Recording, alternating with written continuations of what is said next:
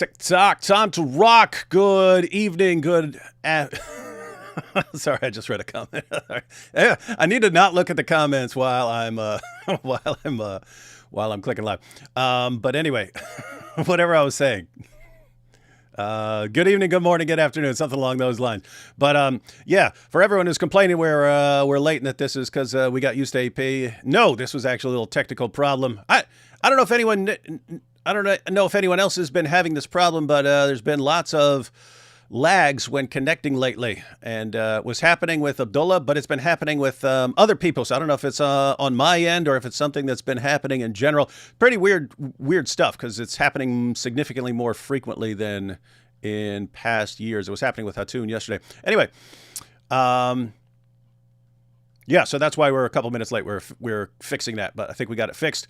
And I'm here with Abdullah Sameer, friendly ex-Muslim, and Mrs. friendly ex-Muslim. And I asked Abdullah to come on with me live for two main reasons. One, I saw that he had posted about the interview that we're about to cover, which I have not seen yet.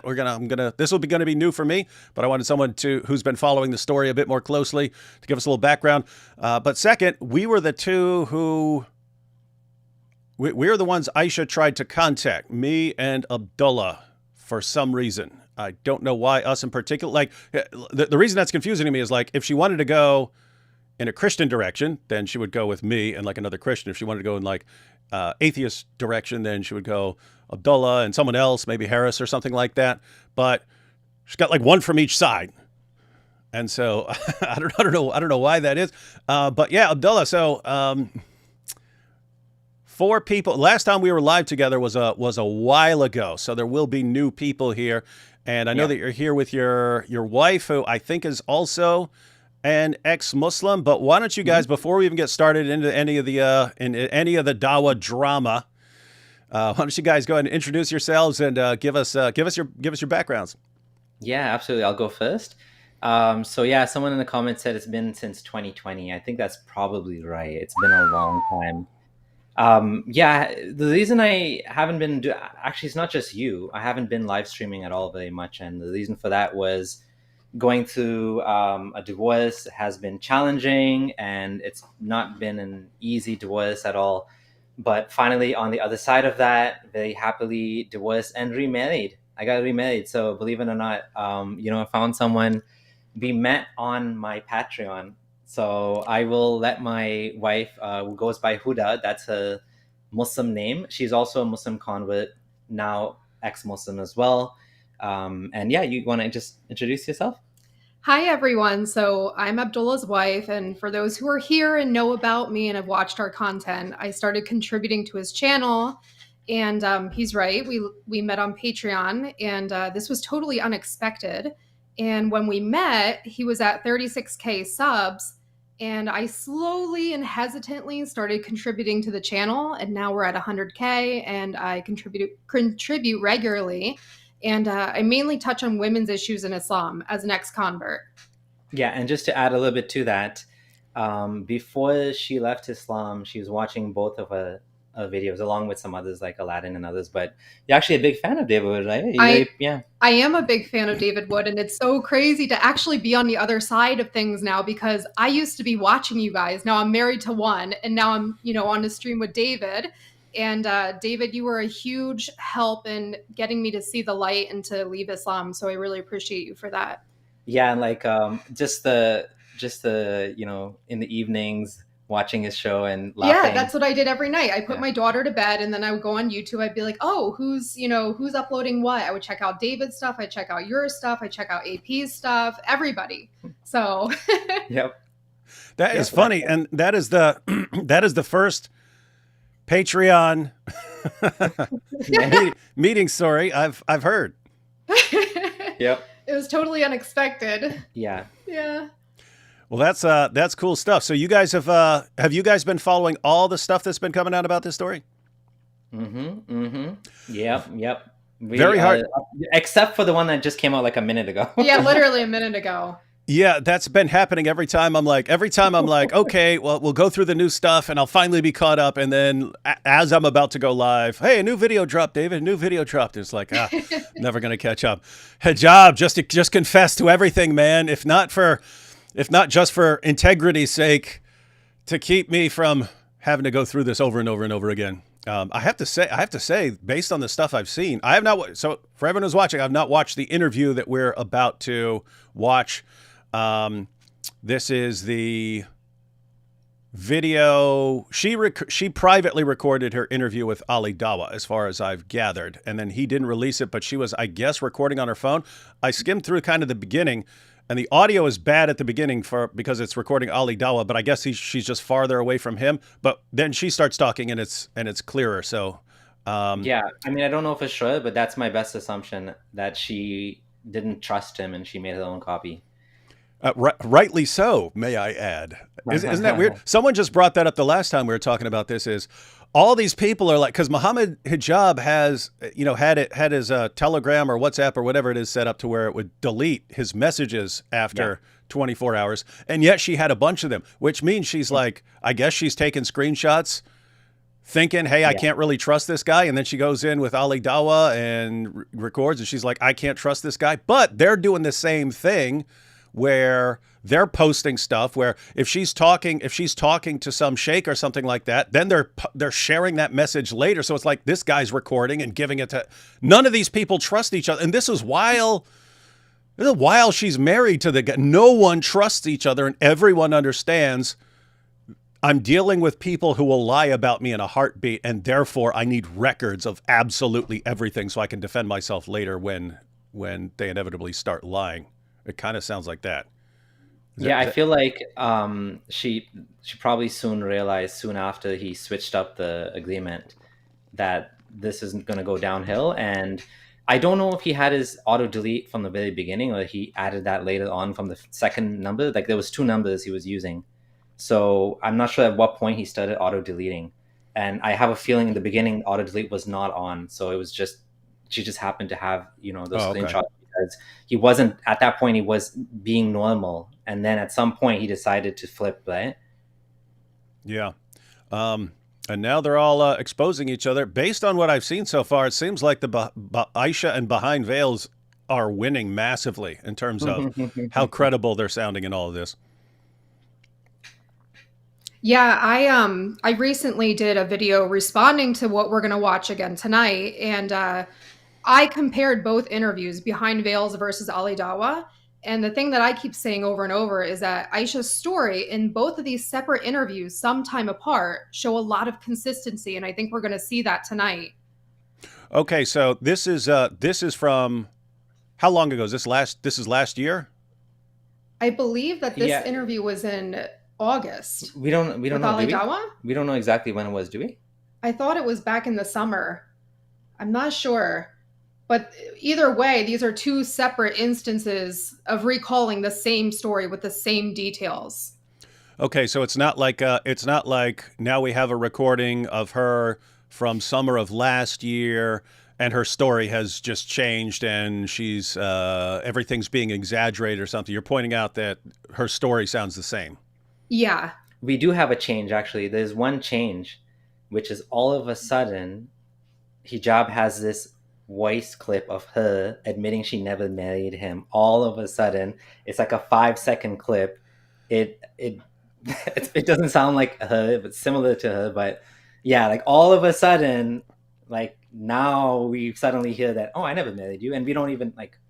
She said it's fake. So yeah, and I did see that interview. I did watch that video. That came out when, a day or 2 ago, something like that, on Behind Veils. Yeah, so I did see that, and he took the Salman from Behind Veils took the clip and ran it through same AI tool. The same AI tool that they used, and it said 98% sure that it's fake, that it's AI generated, and it's pretty amazing how incredibly sloppy they're being. But yeah, even if you didn't have that, oh yeah, this is AI generated, we ran it through a test and it says AI generated. Even if you didn't have that, it would have been like, wait a minute, Hijab, you had a recording of her saying that the marriage never happened, and you just came out with this now. Yeah. You Exactly. just came out with it after this has been going on for so long. So I would have thought it was fake even from that, but Yeah, and you know what we're seeing, maybe we'll I don't know if we're going to talk about that in the actual interview, is that no one's helping her here other than Salman. Nobody's helping her. Everyone's throwing her under the bus, and she just doesn't have any way to we'll talk about it, the details, why it's so difficult for her in this situation. I think it's in the video. you mean are you talking about how difficult it was for her back then or how difficult it is for her right now? How difficult it is for her now to prove that this actually Oh happened. yeah. Because even though there was witnesses, even though like there was an imam, nobody's admitting it that this happened. Everyone's defending hijab over her. They're throwing her under the bus, like literally, right? And it really seems like all these guys just keep dirt on each other and are ready to expose each Mhm. other. So if you ever think, hey, and like they're the same with her, right? Like if when she's making it clear that she wants to do something about this, wants to go public, it's, hey, do you know what this will do to your reputation? Do you know that we will destroy you and so on? But they're like that with each other too. It's like, hey, if you speak out on her behalf, here's what we're going to do to you, and here's what we're going to expose you for. And I know what you did last year, and I know what you did the year before, and I have screenshots of what you said, and blah blah blah. And everyone just has to fall into line. But this is a massively dysfunctional community, Hmm. the Dawa community. The Muslim community, sorry to say, even more than that, because it's not just a Dawah community. Nobody's supporting her, right? Like even non-public figures that have been dragged into this that I've never even heard of, like they're not supporting her.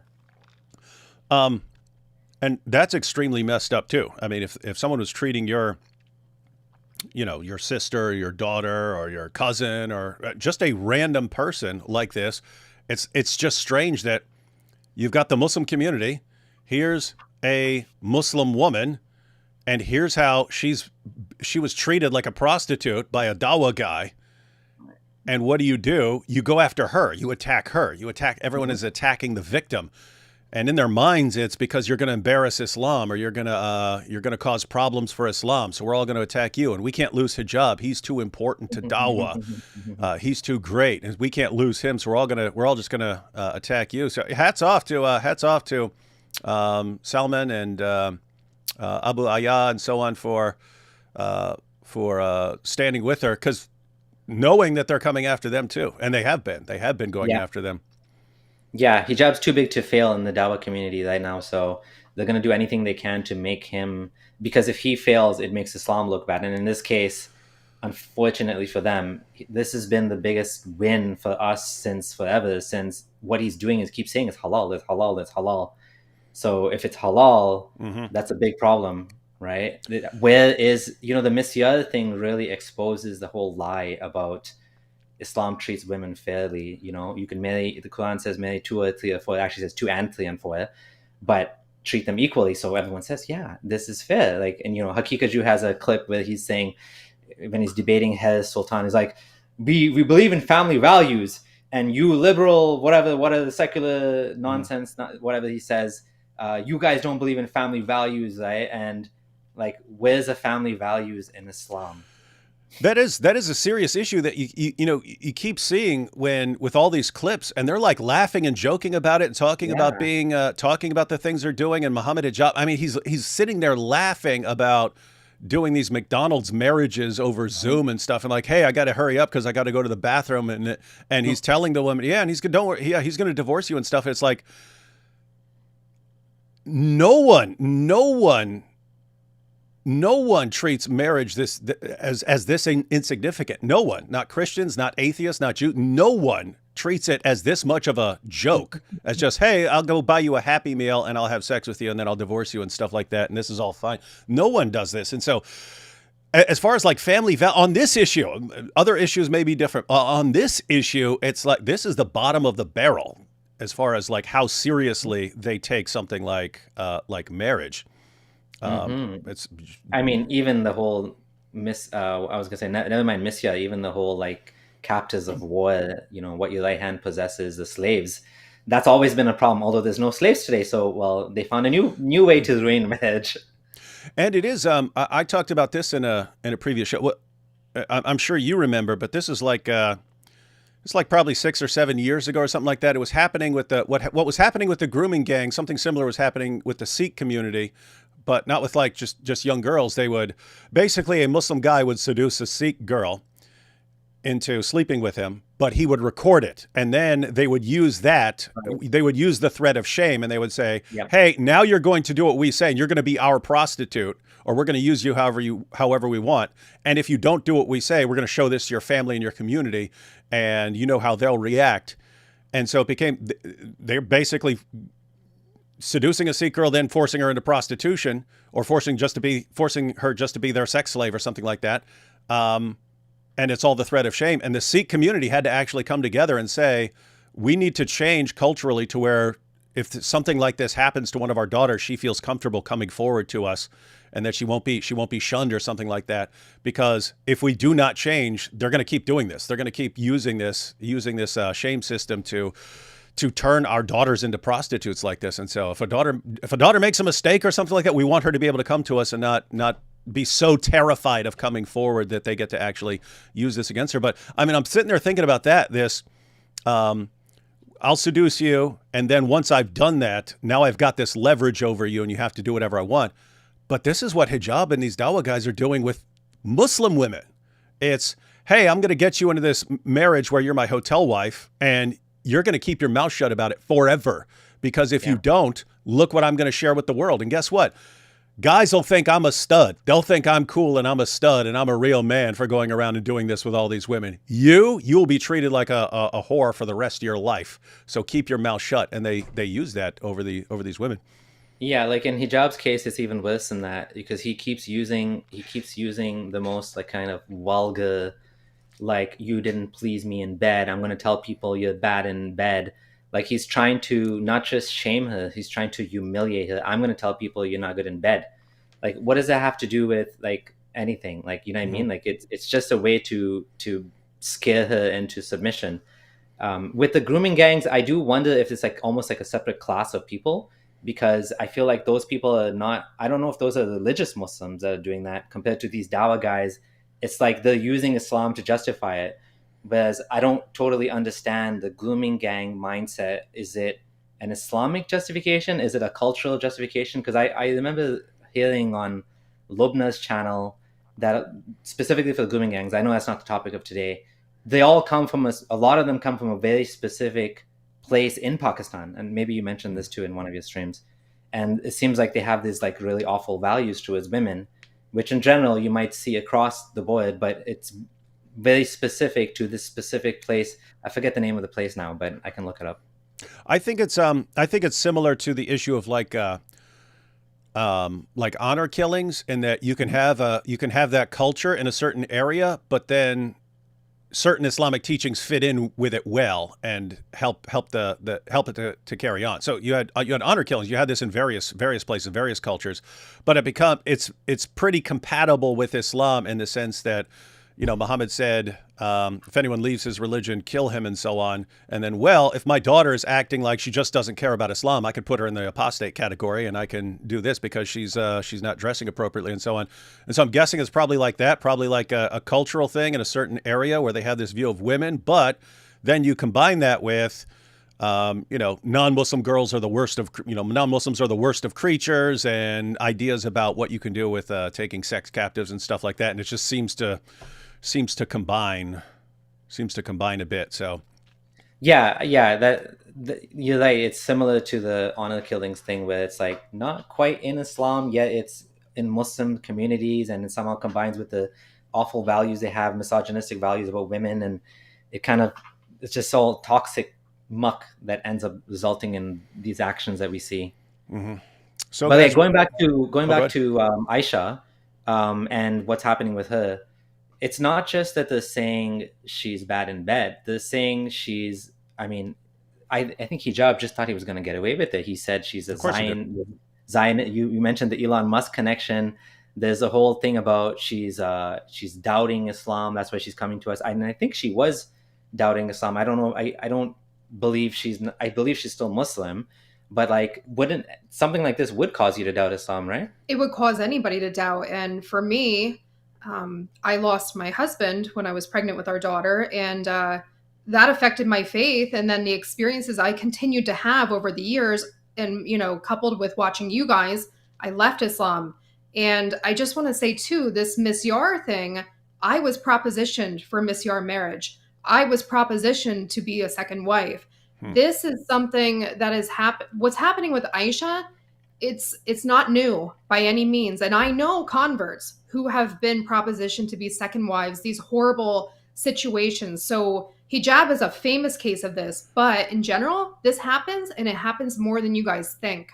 Yeah, I was surprised when I heard this. I was like, I heard of Miss Ya as some, I don't know what obscure weird thing this is, but she's like, yeah, this happened to me. I was like, what?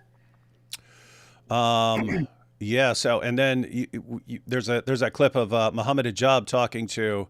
Matter of fact, since this is short, I'm just going to go ahead and play this clip of him, him and Daniel Hakikachu. Let's see. Of the big names of da'wah have at least done polygamy once. The du'at, I would say it's about 85%. The women who take it the best are the revert sisters. It even reaches 50% fix. In the UK, guys, catch that? So he's saying not among all Muslims, and he clarifies. He basically goes kind of group by group. Here's what he thinks, the sheikhs are into. Here's what he thinks the guys from this country are into. He's talking about in the dawah community. In the dawah community, he estimates that 85% of the dawah guys have been doing polygamous marriages and so on behind the scenes, and he obviously admits that he's been doing it too, because he starts laughing when he says what I've learned by observation. But let's go ahead and check this out. Most of the big names of da'wah have at least done polygamy once. The du'at, I would say it's about 85%. The women who take it the best are the revert sisters. The women who take it the best are the revert sisters. It even reaches 50% fix.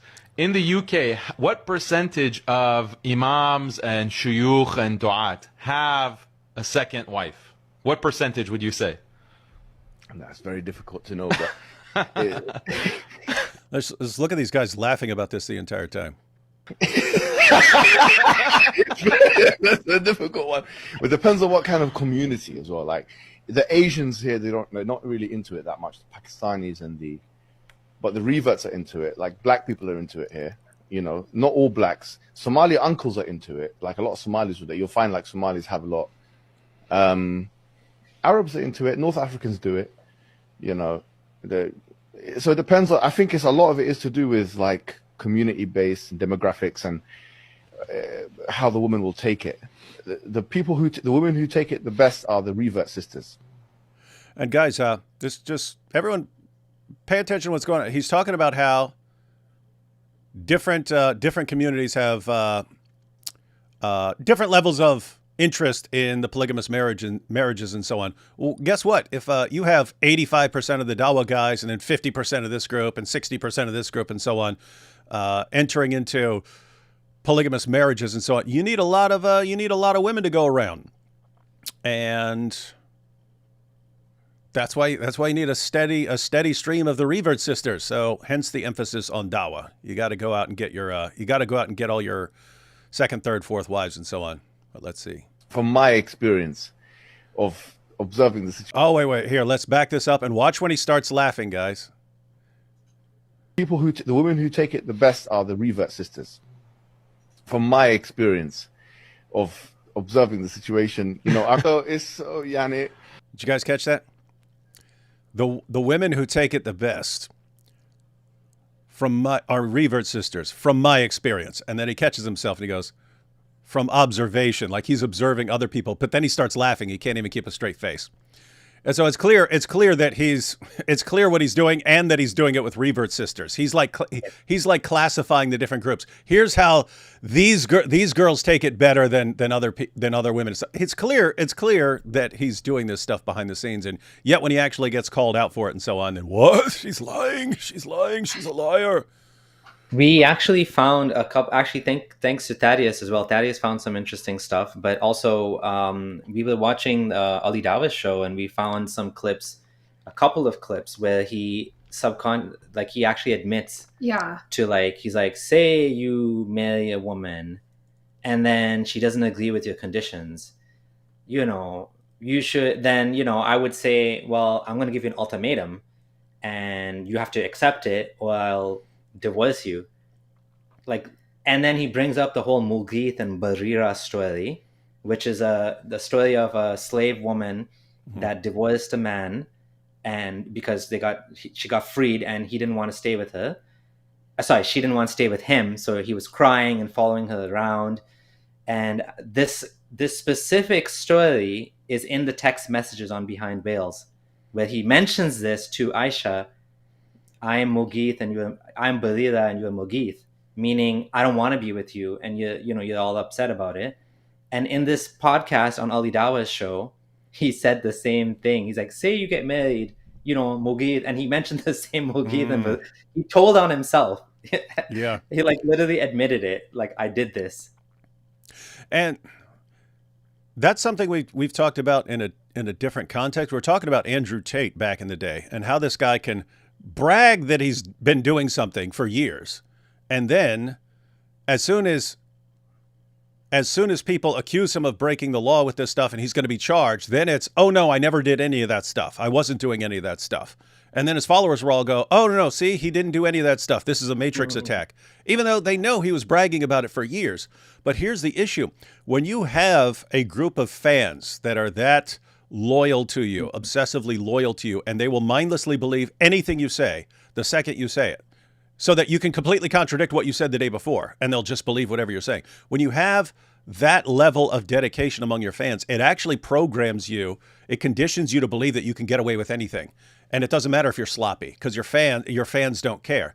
And so what's been going on here, that was happening with Tate, but that's also happening with Hijab.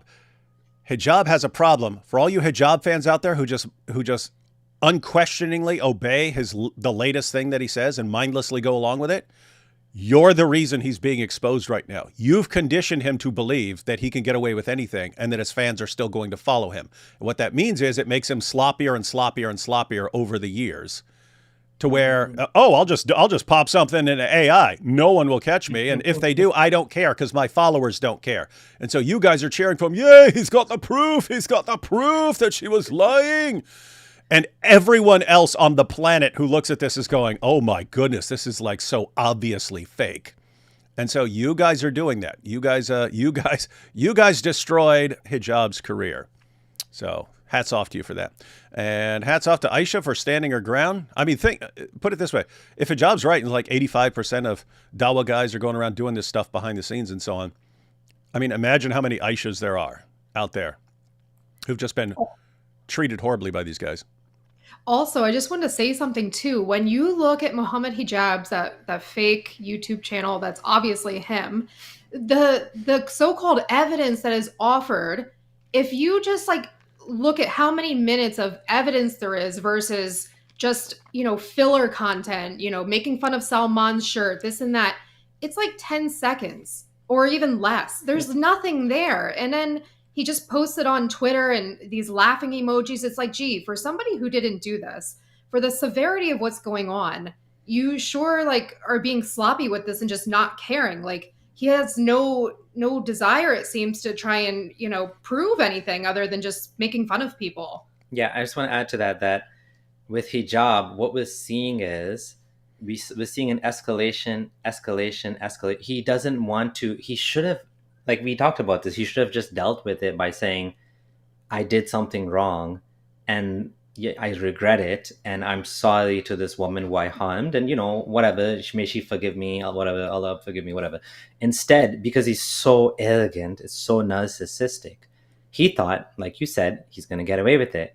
And so he kept putting the pressure up, and he keeps adding more lie. First he said, I swear to Allah, uqsumu billah, I swear to Allah that I never did this. Then he's like, I deny it all. But the evidence keeps coming and coming and coming, and it's getting worse and worse and worse. And now he's getting more and more stuck. And then even when he's responding, he's like putting laugh emojis on, like it's like that meme, that Wojak meme, where he's like actually crying, but he's laughing on the outside.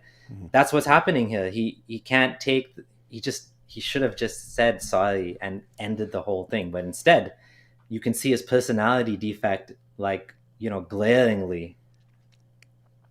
And it's yeah, I mean, just think if she had come out, if she had gone public, or I mean, there was a time she was trying to deal with this behind the scenes. Yes. Could have said, okay, I apologize. I apologize for treating you that way.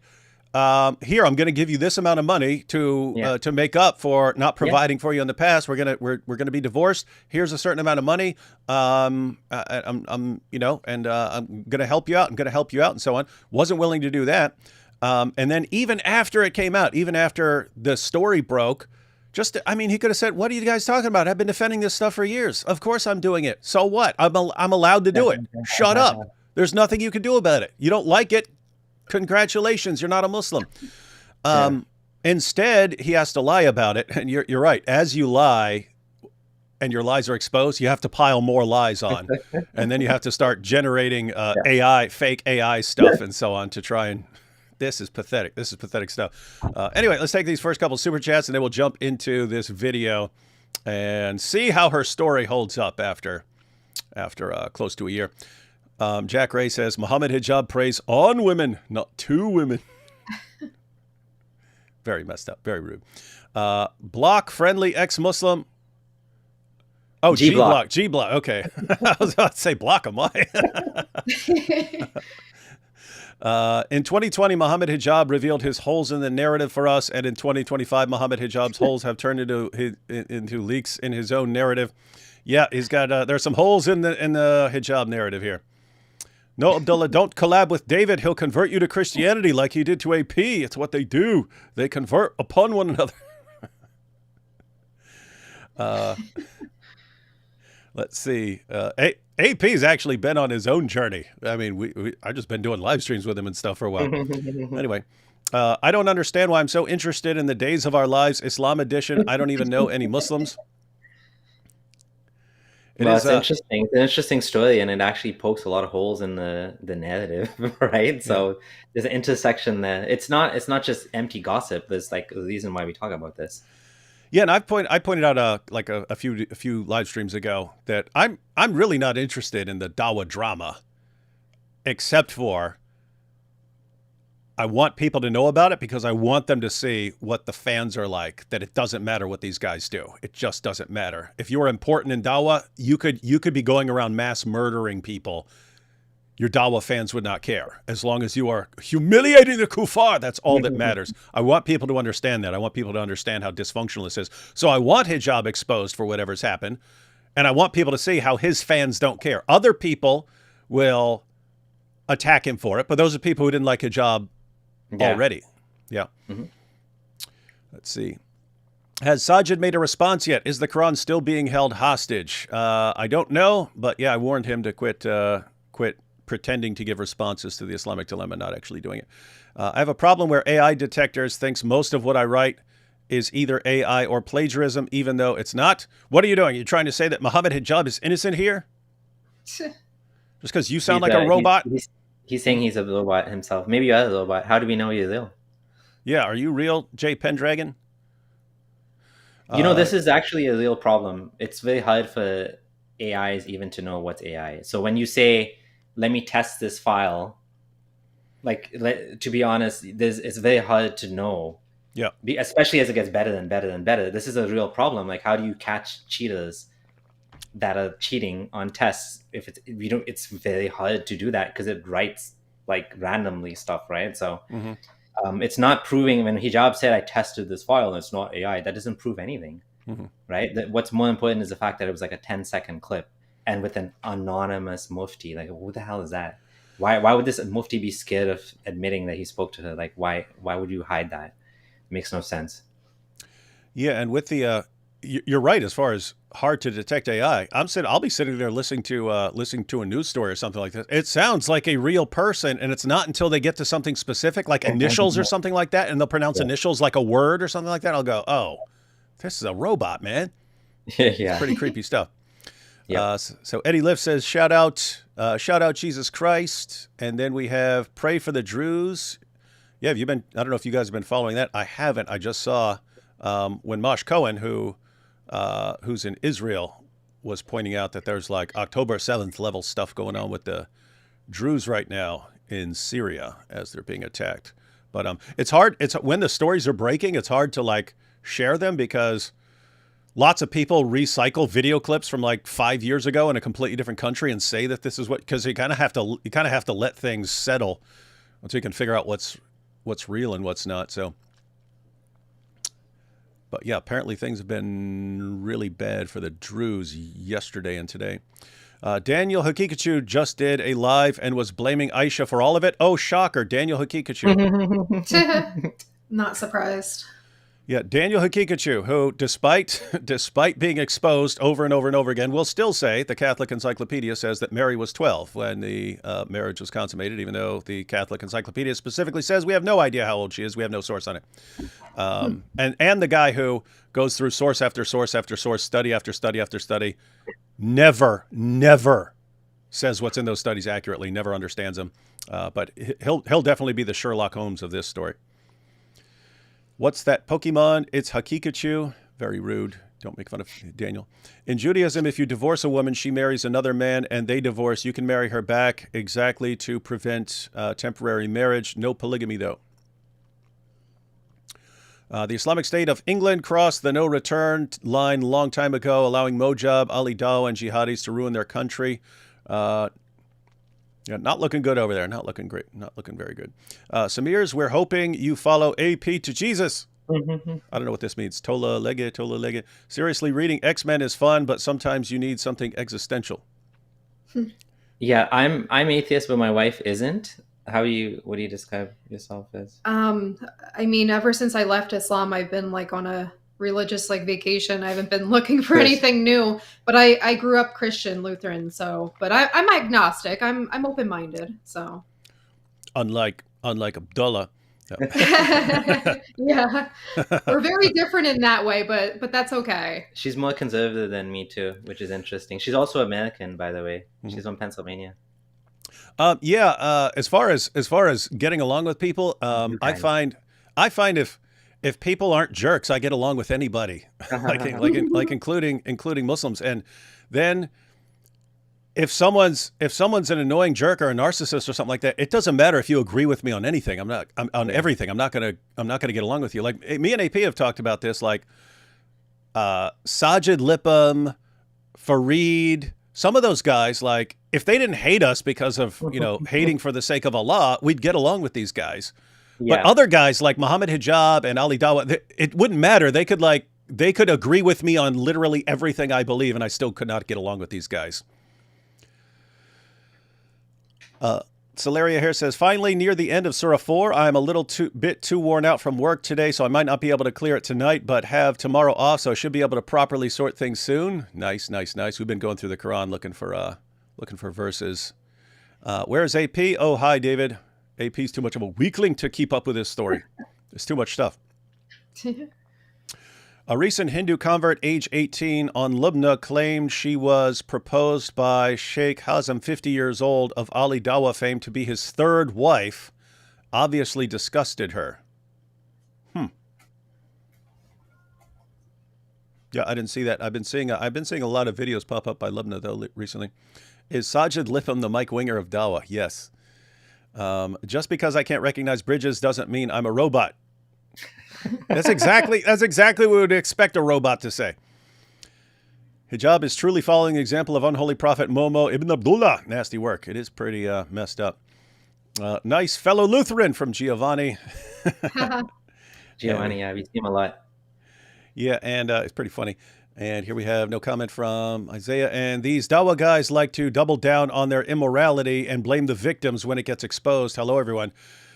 That is a serious problem. And guys, I pointed out before, it's a similar situation with like the the Catholic Church scandal, from back in the day and so on, that Jordan Peterson talks about this, and that he talks about how narcissists and psychopaths and so on will insert themselves into places where they can get away with things, knowing that they'll be able to use the situation to silence people from criticizing them and so on. So if you get into a place like you're in a church and you're abusing someone, people don't want to call that out or expose it publicly because it will be an embarrassment to the church, and the church is important to them, and so they don't want to expose it.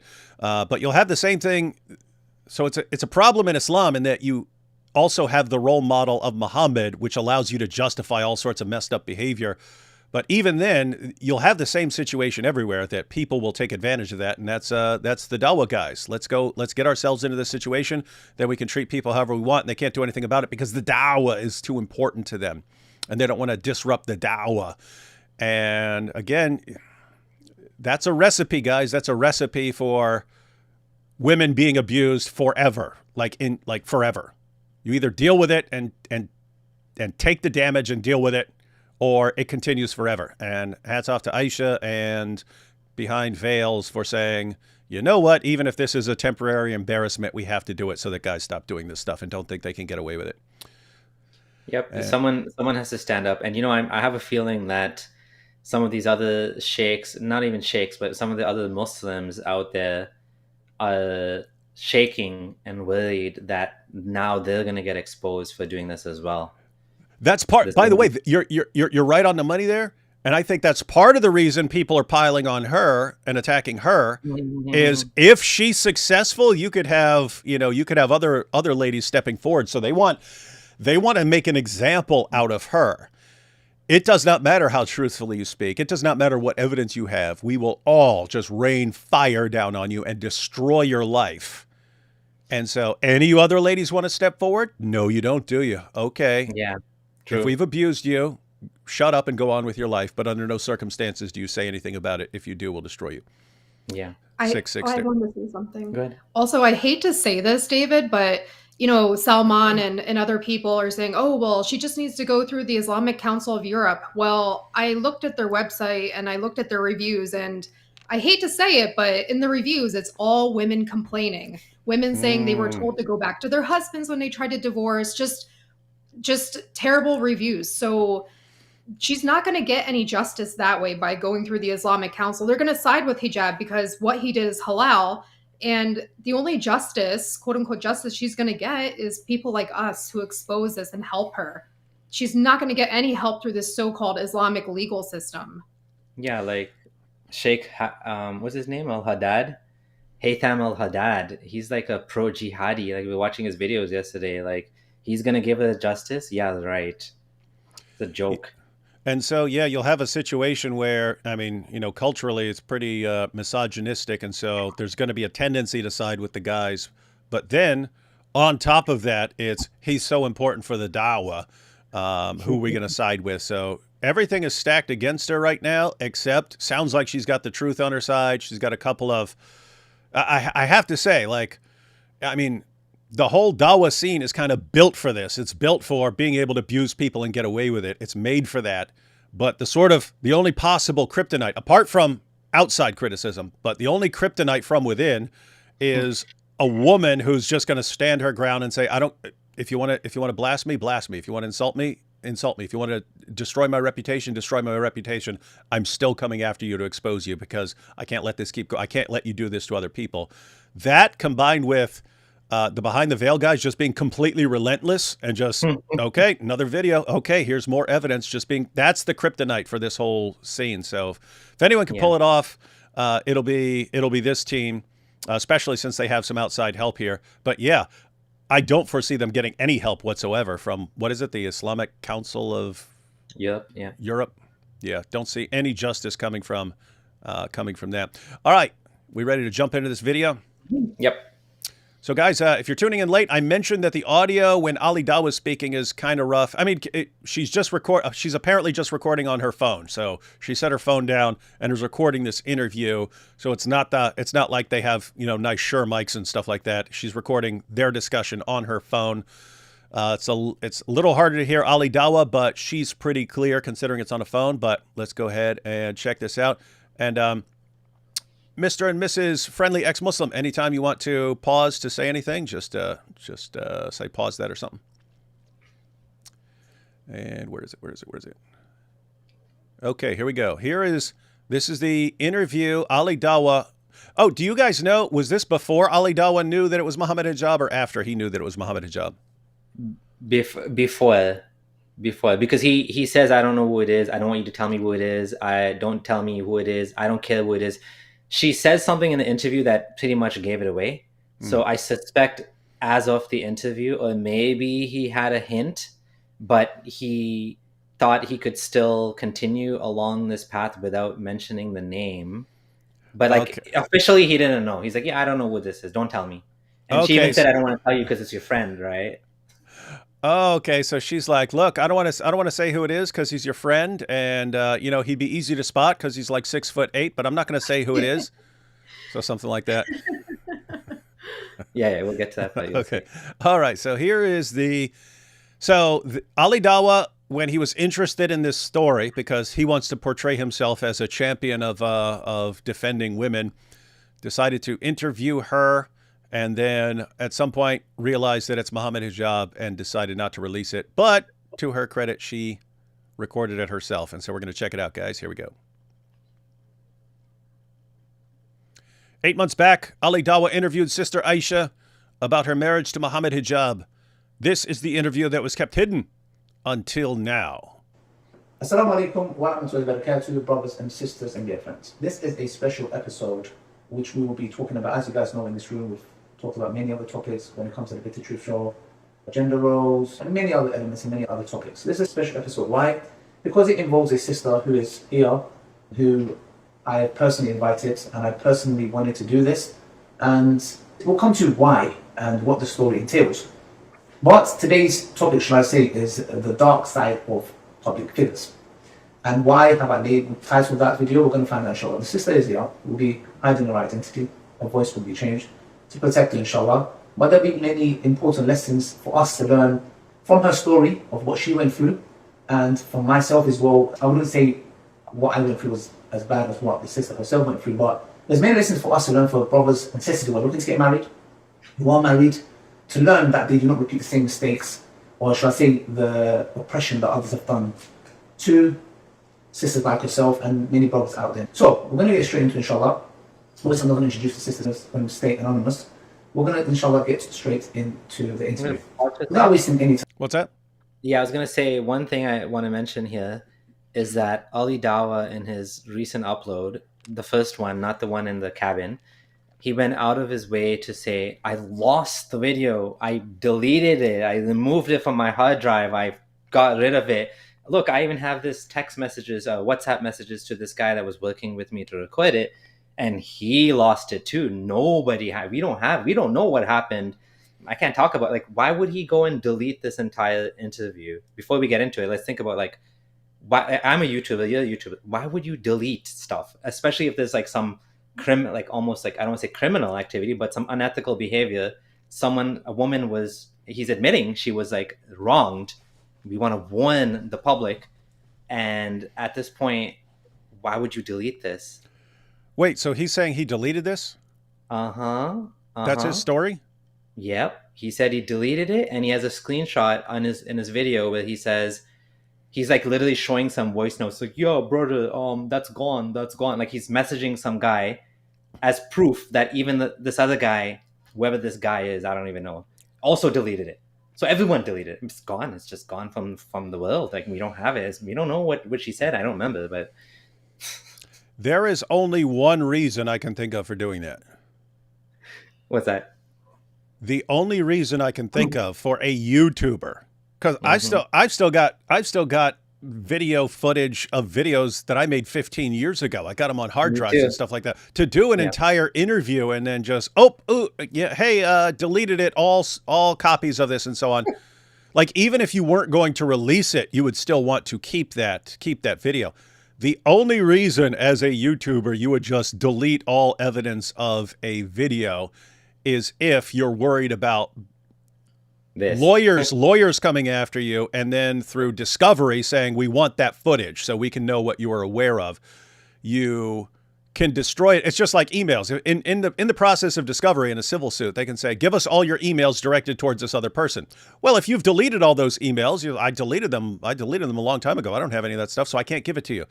So if you're worried about lawyers, which actually fits in with Mohammed Hijab and his little Elon thing. You know, Elon is coming after me. He's going to spend billions of dollars exposing me. He said that, but I will not back down from Elon, who's never heard of me. I will not back down from Elon when he tries to frame me for a crime I didn't commit. If they're actually concerned that this is a crime, that, you know, being in a polygamous marriage or whatever, if they actually thought that he could be charged with some sort of crime in all this, it could be Ali Dawa. You just interviewed her. She's going to come after me.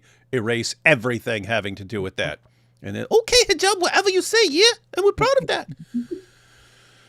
All right, here we go. Yeah, exactly. I have on my videos from 2006, even the cringe ones when I first started uploading. I didn't know what I was doing. It's like scary to watch them, but I still have them. So pretty weird to say I just did this whole interview and I scrubbed all my devices of any evidence of this interview. And everyone that was working with me deleted it too. Yeah, nothing suspicious there, Ali Dawa. That makes you way more credible in our eyes. Inshallah, I want you to tell me from the very beginning. Like, maybe if you want to give some context, if you want to start, I'm going to leave it to you. Tell me where you want to start the story from, and then we will take it from there. First of all, I would like to make two very important points. The first one is, this is my very first appearance on social media, like me coming on social media. And I am doing this because I had no other option.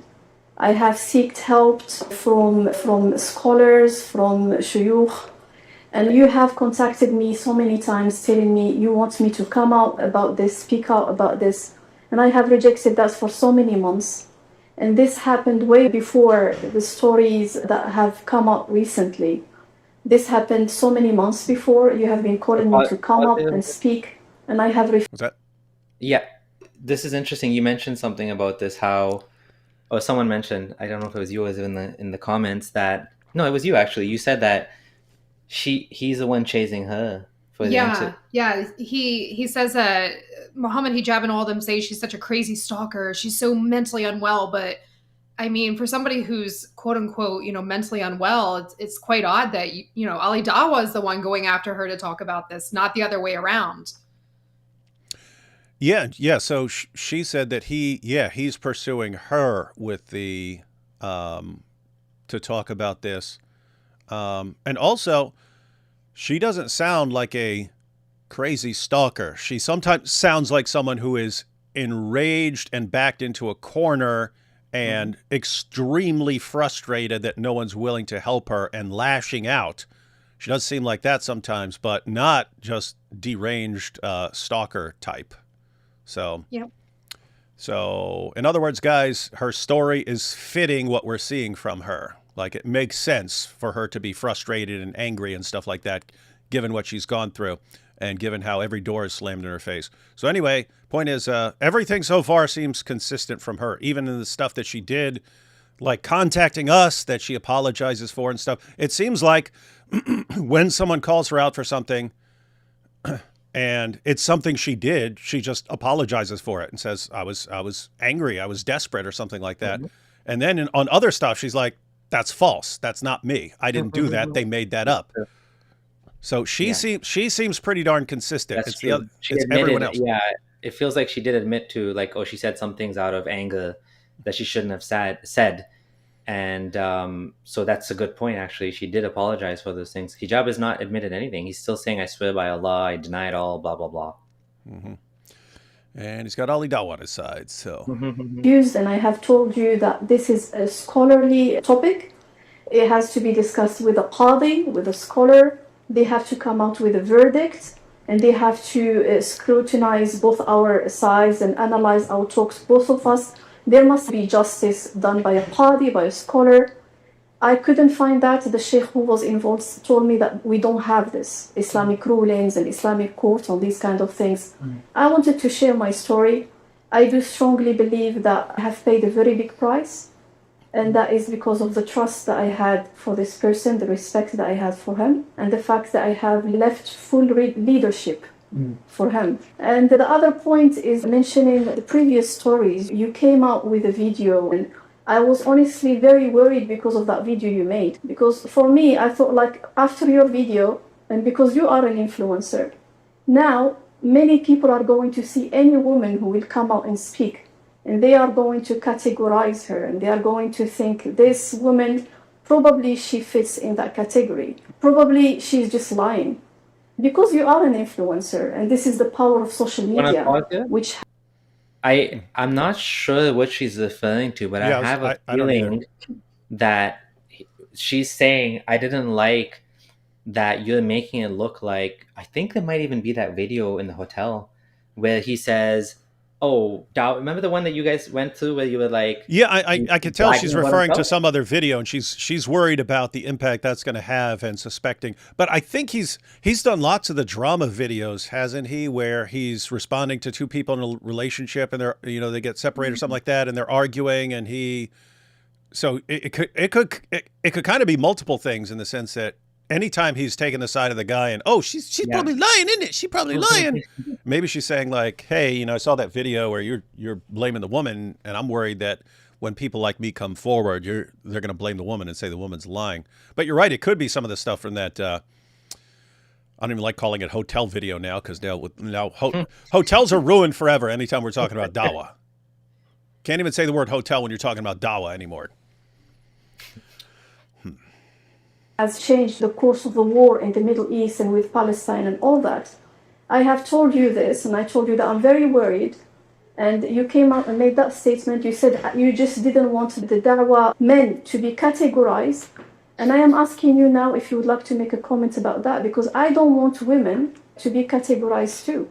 I think, yeah, that's good. You know what? I think he's talking about that Dawa video you did where he's bragging and saying, Dawa people, we don't do anything wrong. We're perfect. And, we're not like terrible people. And why are you guys always talking about Dawa guys? It sounds like she's talking about that exact video because he categorized Dawa guys in a certain way.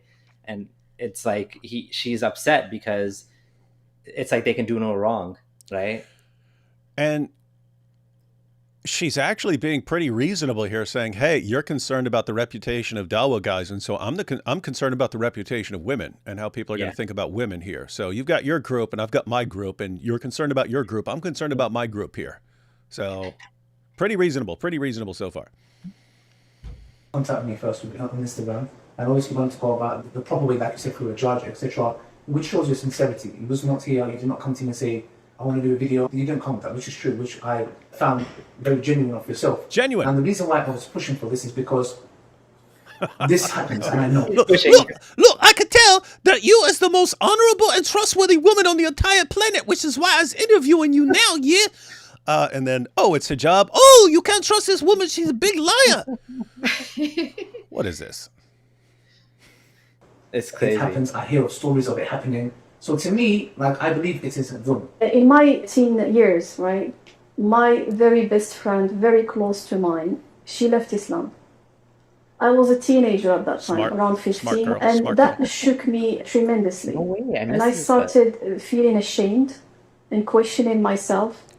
And I thought there is no way you are incapable of defending or justifying your belief. So that was a changing point in my life. I started learning about my religion, getting more religious and learning and attending classes. And I even, subhanallah, joined the Dawah group when I was in my country. This should be around 2004. So I joined the Dawah group, and it was mentored by one of the scholars in my country, other shuyukh that used to give us advice. Mm-hmm. Yeah, this is interesting because what we're hearing here is a common experience that it seems is becoming much more common now, where you are faced with someone that has doubt in your life and maybe even left Islam. Now, the question is, what do you do in a situation like this? It sounds like she went deeper into the rabbit hole and she decided, I don't want to end up like this. This is the first chance. Sometimes people go either way. Maybe they'll actually confront it and they'll actually find that this is false and they'll leave it. And sometimes they go the opposite direction. They try to insulate themselves. I know me, myself, I faced a bunch of doubt and then I kind of buried it deep down and I just ignored it for a full year. And then the year after that was when 2016 or so is when I actually was able to openly leave Islam. But for the whole year, it was it was hard for me to admit that there's problems in the religion. And this is interesting too, because I missed this the first time I listened to it, that she's actually exposed to ex-Muslims from a long time ago, one of her friends. Teenager. And so maybe she's able to humanize us more than some of the other Muslims because she knows someone personally that left Islam and were normal people that leave Islam like anyone else, right? Mm-hmm. And so it almost sounds like so she's concerned that like she doesn't want to leave Islam, but also there would be, how did one of my friends leave Islam? How could I not defend Islam or something like that to her? So maybe that was part of, hey, I need to really learn dawah. Whereas it's actually interesting. Mary Harp, so too many Marys.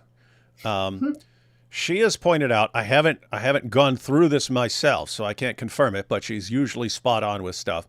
She's pointed out, you've got all these passages in the Quran which seem like it's up to you, and you examine the evidence, and then you decide to convert to Islam or something like this. But then you have all these passages where it's like Allah had decided ahead of time who believes and who didn't, who's going to believe and who's not going to believe, and so on. So you have all those kinds of passages, which make it look like whatever Allah has decreed for you, that's exactly what's going to happen.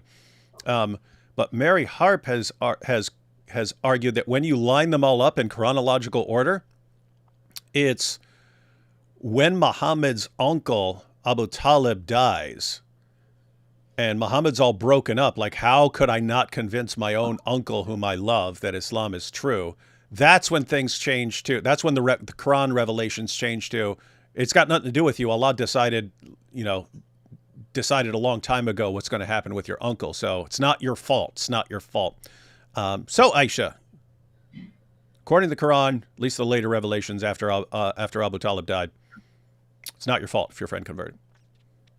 Allah decided a long time ago that your friend would leave Islam, that Abdullah Sameer would leave Islam, that Mrs. Friendly Ex-Muslim here would leave Islam, and that we would all wreck Islam. So don't blame us.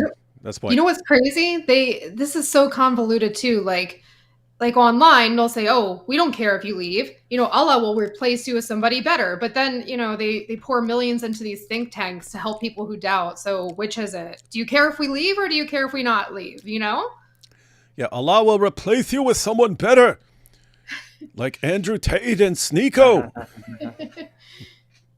Oh boy. And we started with whatever resources we had. While I am learning and going through my journey, I started meeting more people who have questions, who don't have answers to them. Here we are talking about religious knowledge. It's mandatory on every Muslim, whether they are male or female, right? And it's not like a career. That's something that I needed. I needed to find answers. I needed to take care of Islamic education, obviously. We were linked together by the Islamic Institute that he works for. Okay. They called him. He attended for some... Wait, she's talking about hijab there? She was... Yeah. Okay. Yep. She's saying how they connected.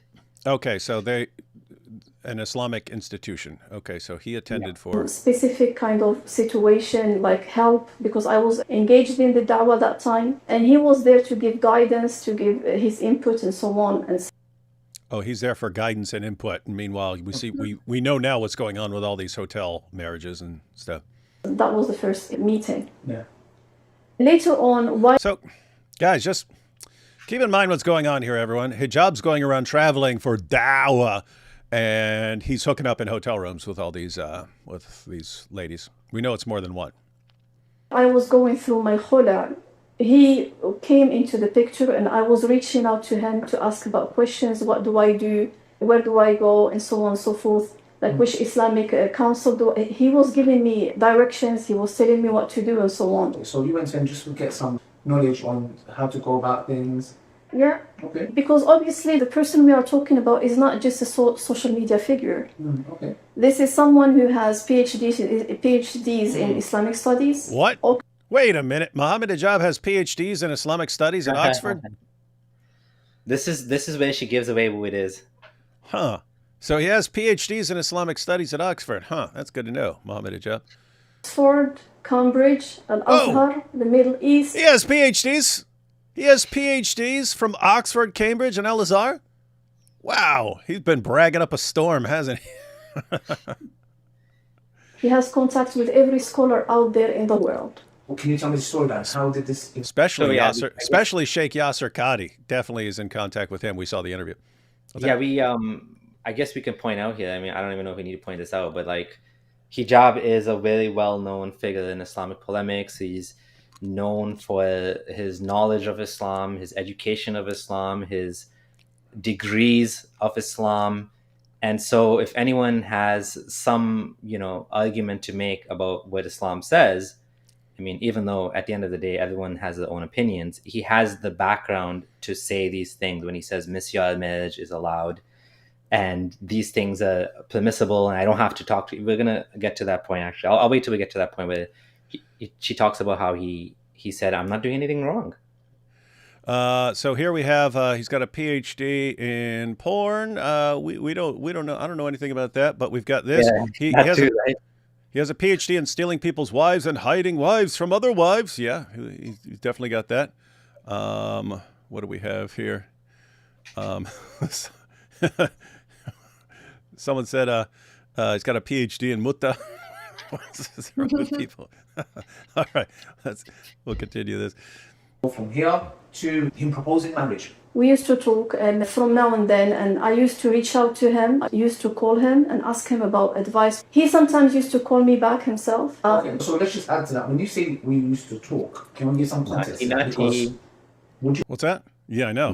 Naughty. And I have to say, as far as you guys pointing out that she's consistent, this is her saying, "Hey, I'm asking him for advice, and he's giving me advice." That fits really well with the text messages that he released in his video that were trying to make her look like, no, she's pursuing me and stuff like that. Yeah. All those messages, they fit exactly with her story right here. So yeah, those messages are from 2021. The marriage happened in 2023. So he's showing messages when they were talking before they got married, right? Interesting. In order to make it like dishonest, right? He's showing only part of it. Her entire story is fluid. She tells it in a fluid way here too. She never says at any point, I don't know. I can't answer that. He says, tell me this. She tells him, tell me that. She tells him. So I don't see any discrepancy here in her she's not interviews. stuttering. Yeah. There's no signs of deception. And we have to wonder for all you hijab fans, because every time the issue comes up, you'll see the extremely dumb fans going, "Oh, this is clearly Elon. Mohammed Hijab said it. He predicted that Elon would come after him." So Elon was preparing this even before Hijab was really blasting away at him earlier this year. Like Elon, or was Elon already mad about Hijab before, or did Elon in the future build a time machine and go back in time and set this whole thing up? Give us a timeline, everyone, because her timeline fits really well with everything she's saying. Hijab's not so much. We used to talk. I used to ask him questions, call him to ask him questions. Again, as I said, this is a teacher. His profession is to teach others. He has programs and projects about teaching others in Islamic context. And while we used to have that kind of conversations, he started giving me hints that he was interested in getting married to me. He used to talk to me about himself. Like, for example, when we are addressing my story with my ex-husband, he would say, "Oh, you know what? I am not like him. That's not how I would act as a husband." He used to share his personal life with me, telling me, "You know what, this is what happened in my story. And would you consider polygyny?" For me, it's a traditional marriage. There are emotions and people get married and they make a family. They have mutual ambitions and that's it. Yeah. So that's how I saw the picture. Okay. That's what I was expecting. How much longer did you wait? Because from here, I want to add something. So what's happening here is she wasn't so what she was looking for was him to take her as a second wife, which is considered like something that obviously is not ideal to any woman, right? Usually, but because of who he is and because of his position and his righteousness, as a true follower of Muhammad, he's, does all these things and he's obviously he has income and money to provide for her. She's thinking, okay, I might not get someone. And we can actually talk about how hard it is to find. Yeah. Right? You want to just It is. It's hard. And I mean, I was a single mom myself and I tried to get remarried when I was still Muslim. And I was single for 6 years. It was very hard to find somebody. That's why single mothers get propositioned to be second wife, misyar wife. It's this is a very well-known thing in the community too. There's more women than men. So there's a lot of problems in this system of trying to get remarried again. So for her, being a single mom with a small child, meeting him, I can see why she would do this. She's wowed by, how famous he is, thinks he'll be a good husband. And obviously, why wouldn't he be? Apparently he's a a giant. And sometimes we say things about hijab and we have certain experiences. Like he came after me and he slandered me and my ex-wife and Abdullah Gondal and AP's wife and all of these people. These Muslims don't know about this, right? They don't go on Twitter. A lot of these people, they see him at a conference and he's speaking and everyone looks up to him and he has this this charisma and his they look up to these people. They don't know what terrible, nasty things they've been doing online. So they don't see that part of them. So, I'm giving her the benefit of the doubt here that she didn't realize this guy's an awful, narcissistic, nasty person. I mean, with the gimp and the golden showers and all those crazy things. Hang on. We can't just take your word for any of this. Let's see what Mohammed Hijab has. Let's see what he said here. So you're talking about things like when he said this. I believe certain anti-Muslim women would wish they lived in the medieval period, a period where if a war was won by the opposing side, it was conventional that people could be taken as booty. Some historical accounts actually say some women would dress up for the captor. She's talking about him being a dirtbag, saying that Western women who criticize Islam are basically fantasizing about being conquered by people like Mohammed Hijab, so he can do whatever he wants with them and so on. So you got that. Then you have... what is this? You can play with each other. Get on your knees for D-Wood. Gimp, D-Wood can give you a golden shower. Go ahead and give D-Wood what he wants. These kinds of things like this. It keeps going, guys. He just keeps going with it. Let D-Wood give you a golden shower. Gimp, get on your knees for master boy. Fuck that. Your golden shower from your master. I know you need a slave master. Golden shower. Gimp, get on your knees for your master. Let him slap your face, you fiend. Got these kinds of things. And then him sending messages to and about AP. If I were an anxiety-ridden, hate-filled, nihilist atheist like Apis, I would consider... You see that? See what he's telling him to do? It's because the world offers such humans more pain than pleasure. The pain of being a coward. The pain of having no purpose. Just find a tall building and what? Hijab. Just find a tall building and get a muta wife. Apis, I want to give you sincere advice. I think you should... Look. Interesting. And then you had this. So this was specifically directed to AP's wife, and he says, and look how sharp he is, guys. I mean seriously, right? He'll take what is clearly a threat of rape and torture and so on, but he'll just add intellectual and stuff like that in case he ever gets called on it. It makes it not illegal. So he says, when these anti-Muslim attention whore Islamophobes need to get on their knees in intellectual submission before they are whipped by freedom of speech by the Twitter Muslims, and they reluctantly open their mouth in protestation to find they have been defiled by the truth. So you have things like that, and then, of course, what is this? This is him telling other Muslims to do the same thing, so go after people's wives. I call on all of the Muslim Twitter soldiers to work within the full scope of the law to create maximum damage to the cause of Apis and his public figure wife. They're demoralized and on the ropes. Really? How's that working out for you, Hijab? Everyone demoralized? Everyone on the ropes? Huh? You win in this one, Hijab? And then, of course, but he doesn't just speak to non-Muslims like that. Here's him saying, okay, can I suck your wife's tit to make her mahram? What kind of mannerisms are these? Shame on you, Muhammad. Why is it wrong? He believes it's halal. So these kinds of things, you're pointing out that, people who are just watching Mohammed Hijab at some conference, they're all standing there in awe. Wow, he's so great. And really, he's like a revolting scumbag, seems like. Yeah. Okay, just wanted to verify. Just wanted to verify you're saying because you're raising some accusations. We wanted to see if those accusations held up to scrutiny, and they did, based on everything we know about hijab. Did he cut those hints of interest, or were they still there? Because you said he was not patient. What happened now? He didn't come forward, but he was still showing me that he's interested in me, and he called me for his lectures and for his projects. So he's leading you on now? Yeah, I was confused. That's all he done was saying Mohammed Hijab. He doesn't know it's Mohammed Hijab. Oh, he's leading you on then, isn't it? Oh, boy. So I thought, if you would like really to get married, then you have to make the step. That's what I was telling myself. Basically, I forgot completely about that. And I thought, okay, because you are going to now have to find a guardian for yourself and your child. You can't just keep sitting here and wait. Yeah, this is a very big point.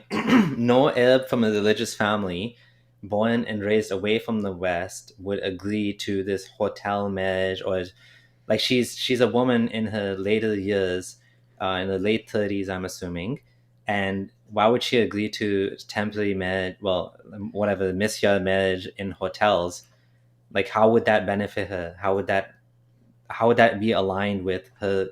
And this is what she's saying here is common sense things that what she was looking for. She was looking for someone to provide for her and her daughter, right? Someone to take care of them and to be the husband, even if it was half the time, still it's a husband, right?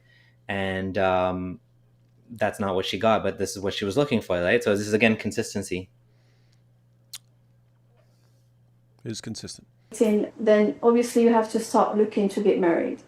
And basically that's what I did. I was trying my best because I have my child and I have to make sure that I'm going to be in the best company out there. It's not just for you, it's for your child as well. Yeah, exactly. To be safe, to have a good companionship and all that. So that's when he came. Little side note, ladies and gentlemen. From the perspective of a manipulator or someone who wants to take advantage of other people, right? They are aware of people who are in difficult situations that can be used to their advantage, right? So if you have a Muslim woman who has a child from a previous marriage and is wondering, how am I going to provide for myself and my daughter in the future? They take note of that sort of thing. They take note of people's feelings and desperation and so on, and use them to their advantage. And that's what a narcissist and a manipulator will spot in this situation. That's what Hijab was spotting. Forward. So he came forward. Yeah. How? So he texted me. He was like, I know that you are trying to get married.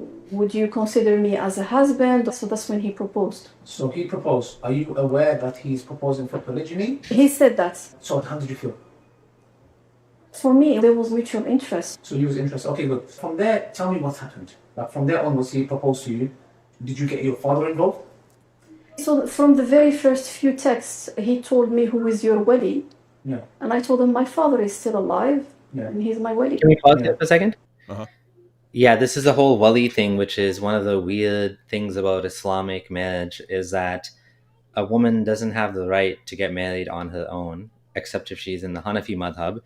She has to have a male family member marry her off. And it's even more weird than that, because if you don't have any male family members, then what happens? You have to have some imam who is not related to you in any way, doesn't even maybe know you, become your wali, which is super, like, women are treated like kids in Islam. And the other thing here that's interesting is with the wali, she did things properly. She got her father involved according to Islamic whatever way she's supposed to do things, and it's not like it actually helped anything. So like the fact that you have to have a wali involved doesn't necessarily make a woman. You might have, I've heard of cases where you have a woman that her wali is like insane or like ridiculous and won't let her get married because he doesn't like the fact that the husband's not from the same tribe, or he's from Bangladesh and he doesn't like Bangladeshis, or he's a convert. And so you have this man has full control over her like sexual autonomy and her ability to love someone and to get married to them. She doesn't have that. She's treated like a child. And it is messed up. Like, it seems like the idea is that a woman is helpless and she needs some sort of protector looking out for her interest to make sure she doesn't get mistreated or taken advantage of. And it's used for the exact opposite. It's used for the exact opposite. They use it to take advantage of these girls and so on. And then, oh, you've got a dad who's actually concerned for your welfare. Well, we'll keep him out of the loop as much as possible. And yeah, that's a good point. They like kept him out of, you're right. That's a great point. So let's make sure the only people involved are the people on our side who can who are basically in with the guy to take advantage of you and who can destroy you later on if you ever speak out about it. Great system, guys. Great system, everyone. How do I sign up for this awesomeness? You know what? She's also like a prime target for this type of situation too, because she's alone in the UK. Her family is all the way back in Morocco. So she's prime target to be manipulated into something like this. Yeah, and they spot that. A manipulator, manipulators have like a detector. They detect what are called soft targets. So some people just naturally are susceptible to being massively manipulated. Other people are open to manipulation because they're in a desperate circumstance and they're kind of reaching out for help and so on. And narcissists, psychopaths, sadists, they all spot that. And they're like, here is someone I can use for my own agenda here. And, yep. Hijab, I have to say, there's something you missed. There's something you missed about Aisha here. At the end of the day, she will stand up for herself. That's where you screwed up, bud. That's where you screwed up. And then did you contact him? Yeah, Okay. they were red flags. In the beginning, I didn't feel it, but now that I'm looking back at that, he was reluctant to contact my dad as a wali. He said, are you sure like it's going to work? Do you think that he's going to be accepting the marriage and so on and so forth? But he didn't push back that much. Okay. I told him my father is my wali and he did go ahead with it. He did contact my father. So what did your dad say to you then? Before he contacted my father, by the way, his contact to my father went ahead for so many weeks. They spoke together like 2, 3, 4 times. He came forward with this proposal, and then he. I was gonna say, with this is interesting to me too. When I watched this the first time, she recalls specific times. 8 months he ghosted her. You know, she says he talked to her. You know, this person 2, 3 times. Very, very specific information here, right? And I was doing some reading and research into lies versus deception truth versus deception detection. And a liar will add as little complications as possible, meaning timeline of events, dates, things like this. It's too much to recall. It's too much to recall and be exposed on later. And you don't want to get your stuff wrong later on. And you don't want people to be able to put together a timeline. So you keep things vague. Whereas you're pointing out she's being very specific with a lot of stuff. Yeah, exactly. A liar won't add complications like this because this is very cognitively like stressful to do. Yeah, I have to say, you know, there's the stuff that she's apologized for. So she's apologized for this and that and said, yes, I was wrong for saying that. And yes, I was wrong for saying this about, you know, his kids and stuff like that. As far as the consistency of her story, seems completely consistent. And yeah, it's like if I were a judge in this situation, it's like massively in her favor right now. Everything that's coming from the opposing side, none of it fits. None of it fits the evidence. All of it looks deceptive. And it's just the real messed up part there is you've got her and she's clearly the one who's telling the truth. And you've got Hijab who's clearly lying. And you've got basically the entire ummah either siding with him or remaining silent because they don't want to be called out. They don't want to be associated with taking down Hijab. Dysfunctional. Yeah, I have a feeling, one more thing. I have a feeling that he may have started off considering her as an actual wife. I don't know, maybe, because why would he talk to the dad? But then I think at some point he decided he just wanted to use her for sex. And in his mind, he's like, I can get away with it. You know, you said that she was giving off certain signs of neediness. And obviously she's in a situation where she wasn't able to find someone suitable. They try to make it look like, oh, look, Hijab offered another guy he said he knew him 20 years and the guy was like 28. Yeah, some random Tunisian guy. So it's like he knew this guy since he was 8 years old. First of all, that doesn't even make sense. Second of all, we don't know anything about this guy. Does he have a green card? Is he like does he have a visa? Like what? We don't know anything. Like, so maybe he wasn't a good match for her. She thought he was a good match, but the point is, yeah, like details are all adding up here. So that is interesting because the theory up until you pointed that out, as far as like everyone who's watching this story, it's like, seems like it seemed like Mohammed Hijab basically is, I'm going to dupe this woman. I'm going to make her think that I'm going to provide for her and so on. But I'm actually not. And as soon as I get what I want from her, then I'm going to let her know, I'm not actually going to provide for you. I just want you as a hotel wife, and I'm not going to do anything for you apart from that.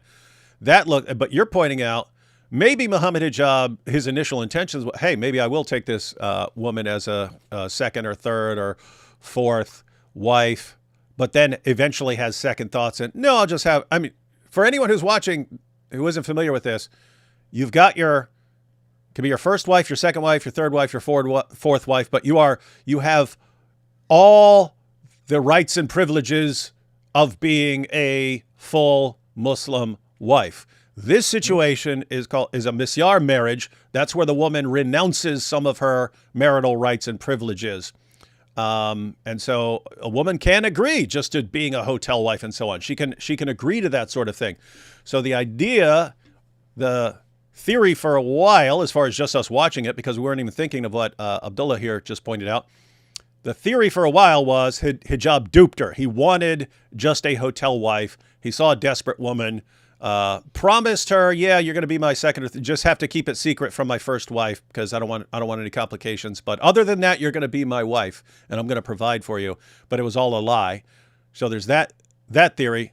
But then, as Abdullah pointed out, he might have intended, no, she's going to be my full-fledged second or third or fourth wife or whatever, and then just changed his mind. Why do that when I could just have her? Yeah. Why am I going to provide for her when she's desperate enough and doesn't want her reputation ruined if I point out that I've just been using her in a hotel? What if I could just get away with this forever and not have to provide for her at all? It's a dream situation for a Dawa guy. Exactly. He probably, what he should have done at that point is, okay, I don't want her to be my second wife. That or whatever, third, fourth, whatever, then he should just ended it. But instead, he kept stringing her along. And that's where now we're starting to see some unethical behavior, which is that he had a different idea in mind. When he said that she was a stalker, whatever, crazy woman, why is it that you kept messaging her? Why is it that you kept calling her? Why is it that you kept communicating with her? And then, of course, what she's saying explicitly, he proposed to me, he asked me, he called my dad, he spoke to my dad.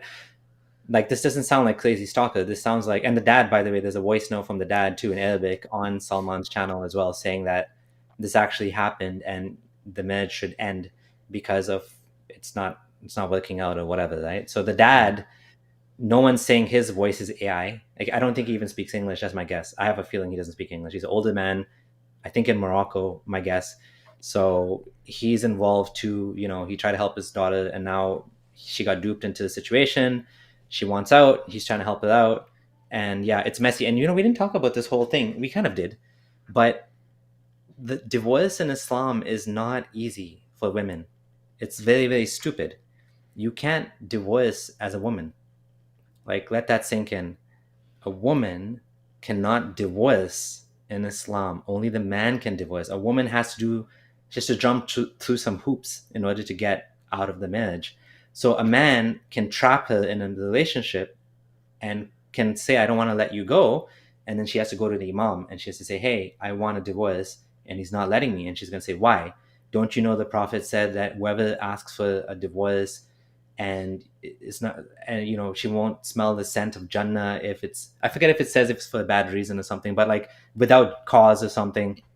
So some Muslims will say, okay, you're allowed to divorce for any reason.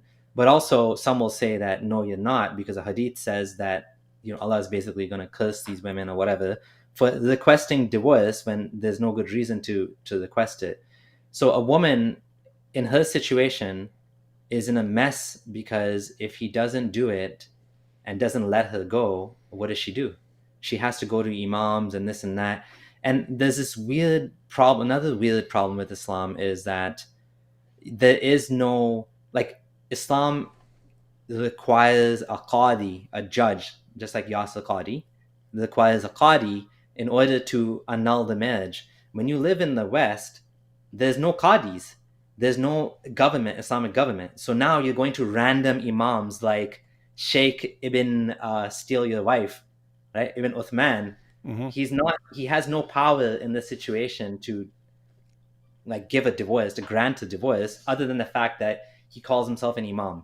I can call myself an imam. There's no authority, there's no bar, there's no certification, there's no there's like anyone can call themselves imam and say, yeah, okay, I'm going to grant you a khulla, right? I'm going to let you annul the marriage. There's no such thing.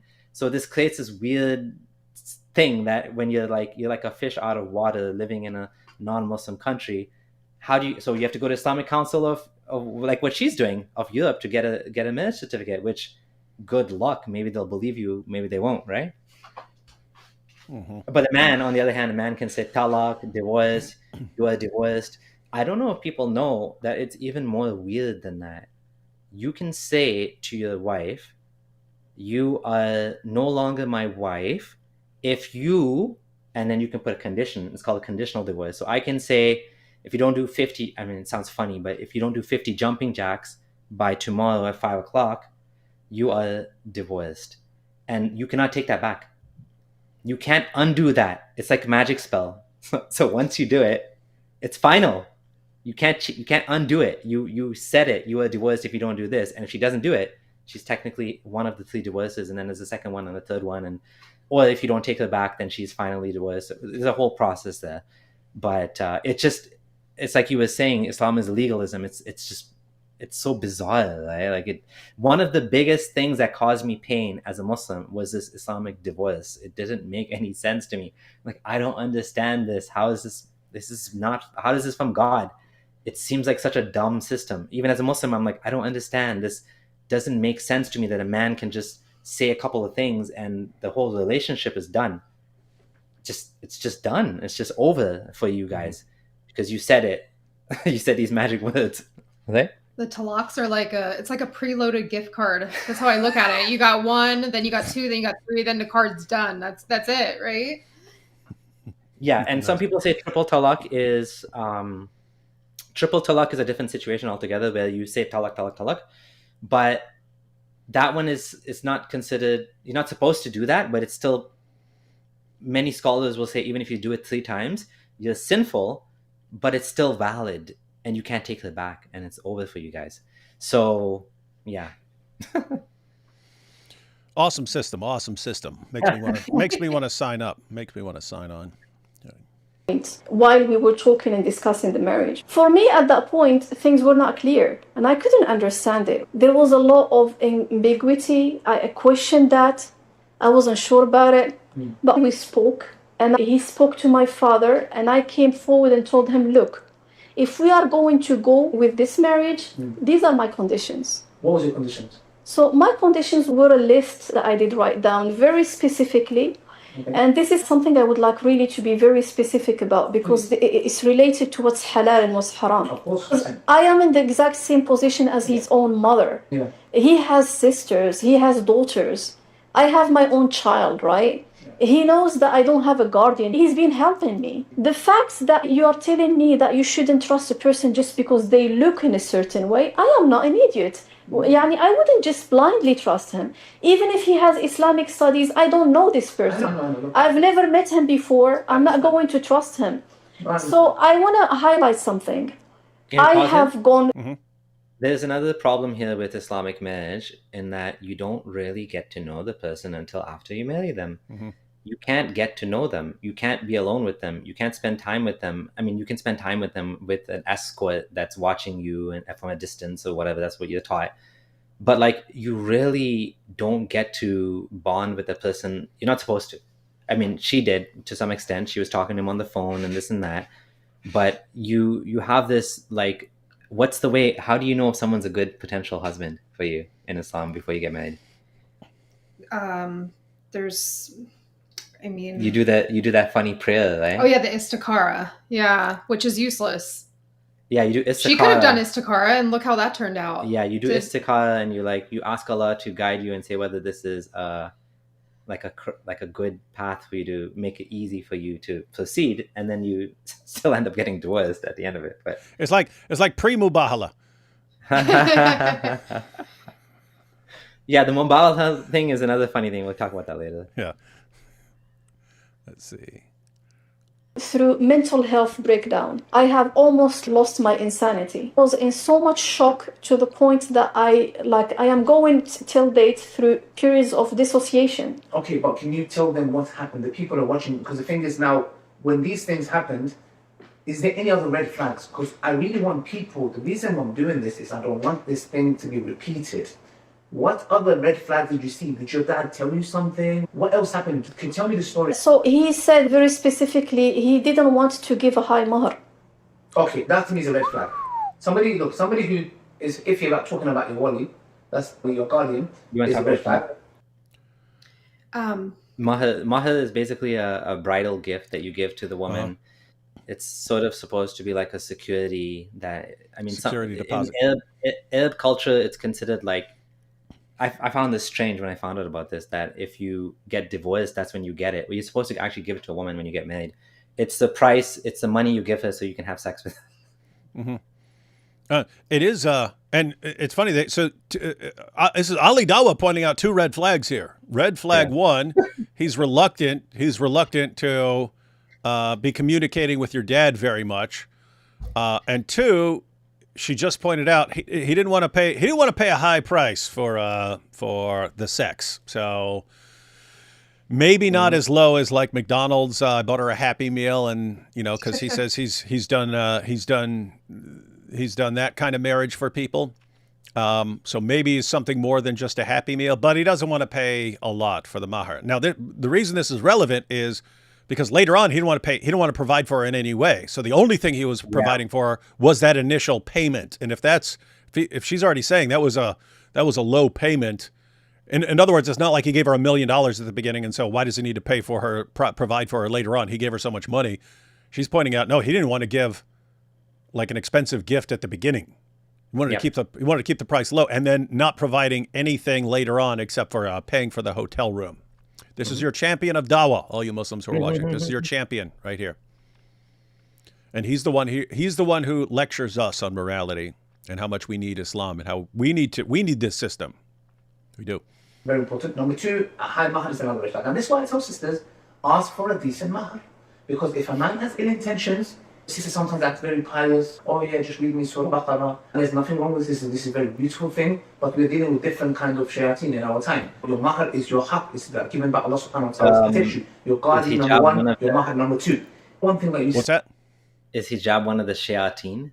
Is that what he's saying? That sounds like hijab is one of the shayateen. He's a shaitan. He's one of the shaitan.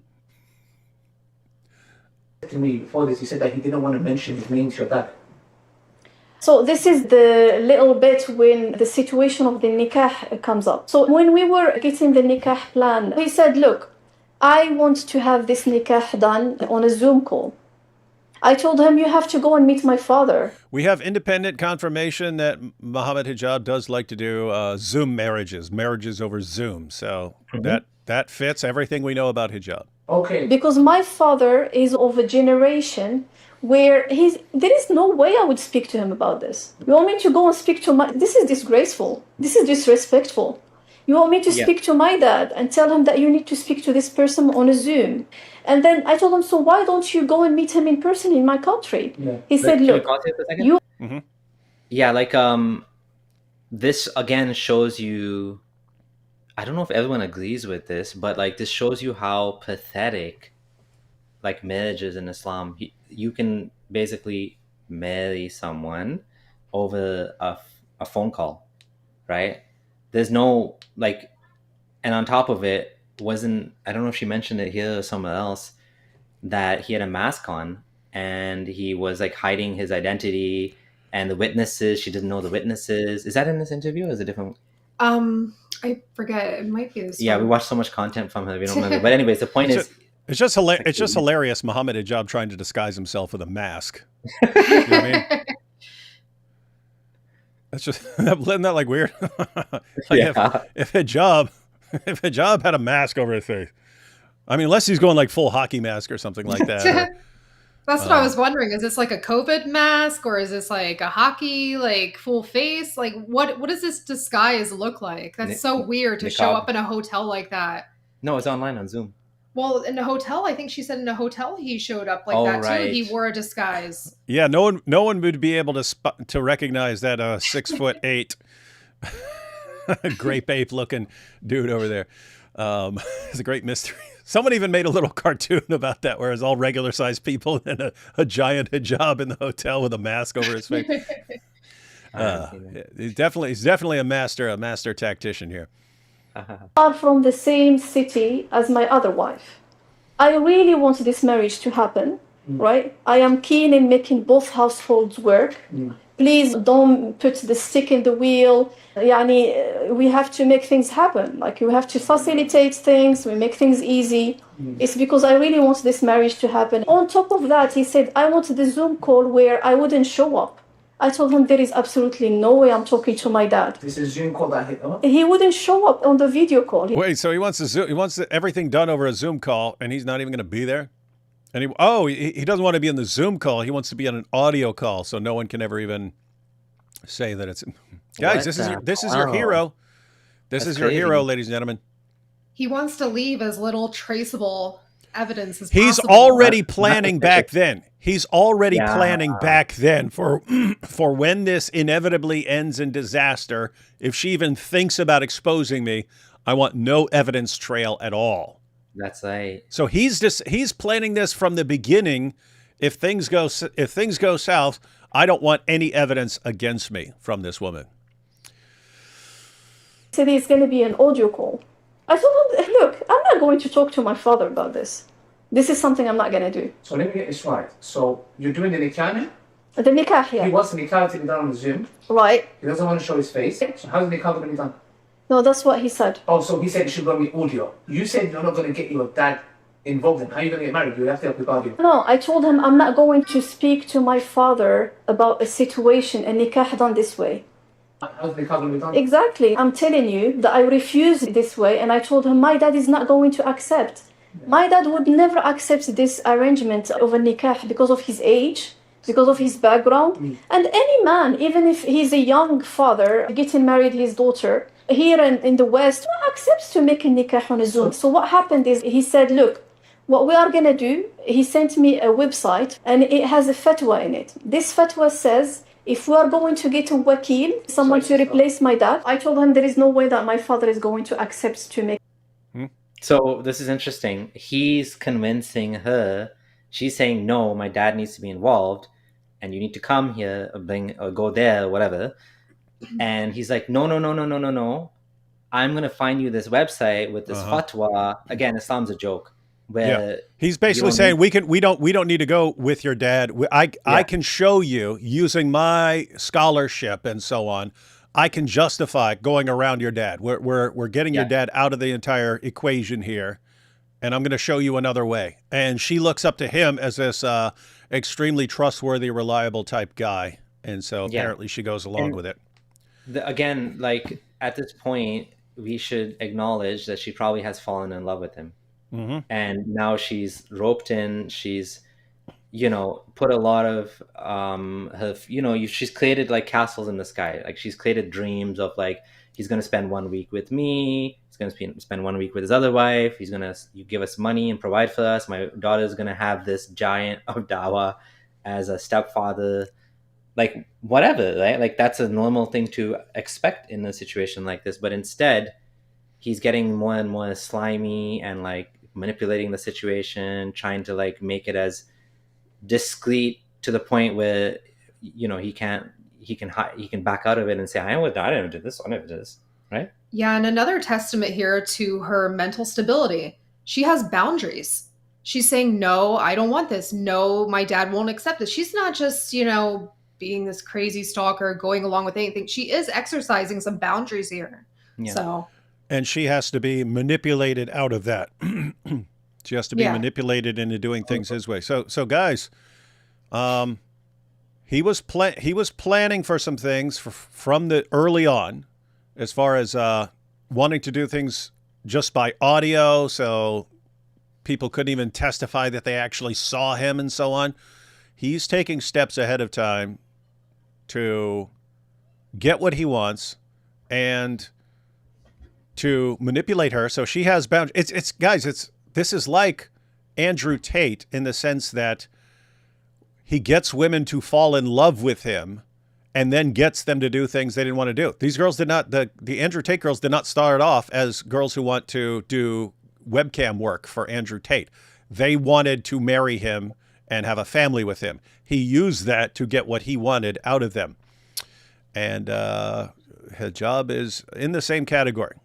Get women to fall in love with you and then manipulate them into doing things they don't want to do.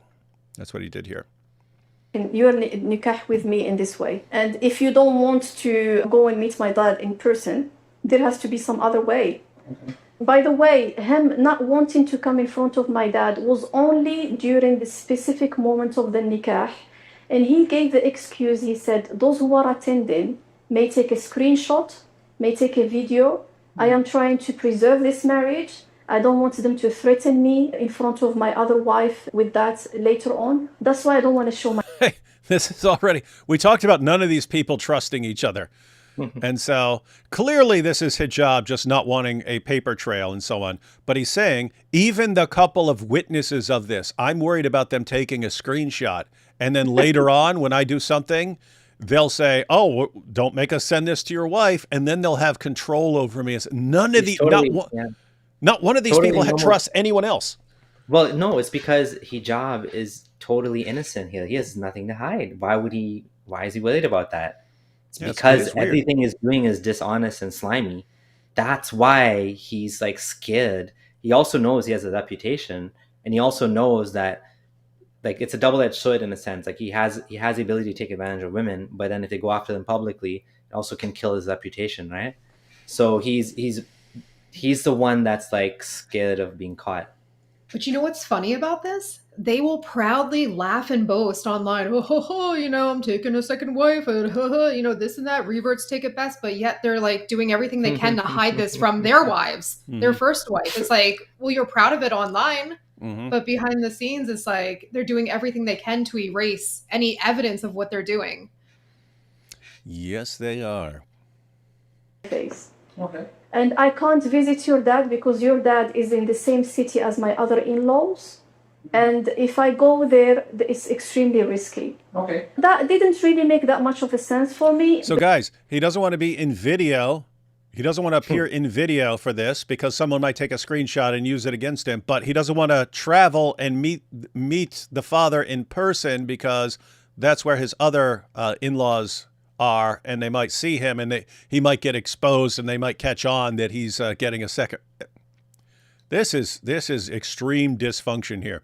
Because you can still go and meet my... Real quick, also, the other thing is, if his first wife's family is from Morocco, that same city, how is he going to explain this to his first wife, where he's going? Like, you're in Morocco. Why? Why didn't you take me? Like, I want to see my family. Like, I just think, he's thinking like that as well, right? He's thinking about what his first wife might think.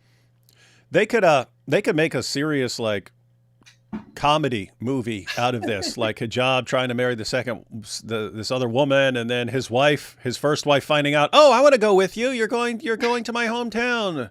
Okay, but then he has to like be running back and forth between the house and the hotel and this and that.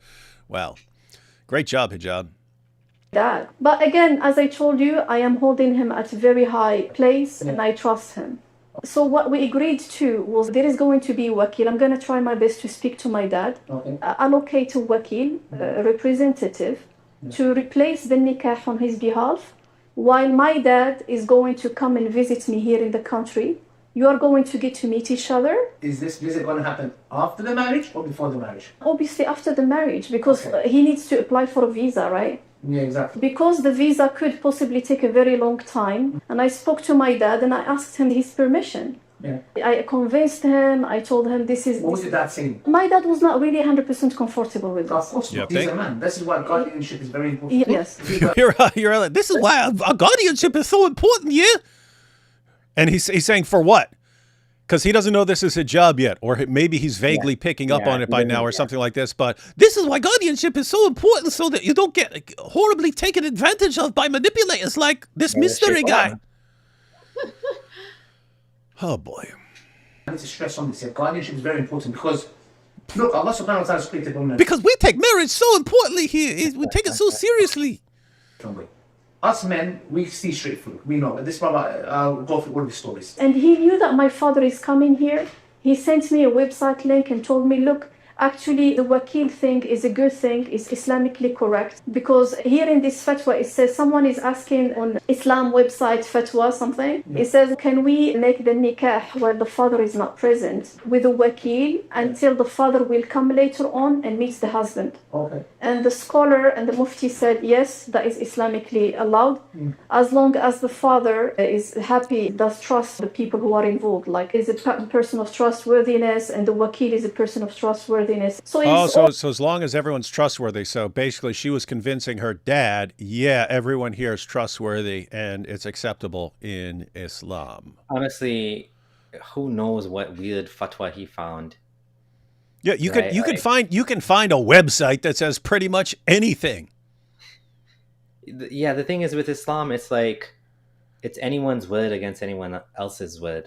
Do you trust Hamza Yusuf? Do you trust Yasir Qadi? Do you trust this person? Do you trust that person? They all disagree on different things, or they all agree on different things. It's like whose word? There's no real basis to know who's right and wrong. You just have to like guess, right? As a Muslim. And so he took me to a website from a great sheikh, Sheikh Uthman ibn Farouk, and he said on his website he issued a fatwa saying I could do this. Boy. evolved around trustworthiness. So obviously, so he's convinced with this fatwa that he got, but he had other plans, subhanAllah, so he's actually misusing this. So what happened after? You got married to him? Yeah, we got married. Who was the witnesses? Again, he's the leader here. Who's the ones doing the nikah? Don't tell me you did it. No, it's not him who did the nikah. He did allocate someone to do the nikah. So what happened? You got married, then how did things turn upside down? SubhanAllah, as I told you, I mentioned during the nikah that the involvement of my family is 100% a must. And I think that was really natural because I felt like I am the only one there and I don't know the other ones. Yeah. I only know him. Yeah. And naturally it came out from my heart and I was like my family, I want them part of this marriage. So I doubled down on that point because later on he's going to accuse me that I actually didn't want my family involved in this. So when we got married, basically everything was normal. We met, right? And now came the moment when I told him, okay, we're going to have to talk to my family and say congratulations, your blessings, barakallahu lakuma, and so on. Khalas, we're going to make a family right now, yeah? Yeah. He said no. You said no. He said no. How did you take that? He said he didn't want to speak to my family. He didn't want to have other in-laws. And he gradually started convincing me and persuade me that actually our life will be better if my family wouldn't be part of it. Oh, okay. And then what happened? So he was like... I just have to, again, on the issue of consistency, this seems consistent with everything I've seen from her and from Behind Veils so far. Mm-hmm. And it fits all of the text messages that have been released from both sides. In other words, all the actual evidence that has been shared by the hijab side and is actually authentic and not something they made up or used AI for or something like this. All the actual evidence that they've shared and tried to twist actually fits her story completely. And then everything she's released fits completely with this. And you know what else? Yep. I think from what I'm hearing over and over again in these different audios and everything else, I think one of the themes here with Aisha is honor and getting her dignity back, right? Because she keeps mentioning over and over again how, you know, he told her that her family shouldn't be involved, her dad, this and that. And I think this is a big part of her like healing from this, getting validated and feeling like she gets her honor and dignity back. And that is a psychologically healthier reaction, right? Because you could have a woman who fell for this, who got duped by Mohammed Hijab, who got used and tossed aside and just, okay, well, I just have to live with this now, and then spend the rest of her life knowing that she got duped like this and knowing that he's out doing that with lots of other people after her. So yeah, it is kind of like it's not an honor killing, but it's in the same idea of I have been dishonored. How do I restore that honor? And right. For her, it's I have to expose this guy, expose what he did, and make sure he can't do this to other people in the future. And that's how I'll restore my honor in this situation.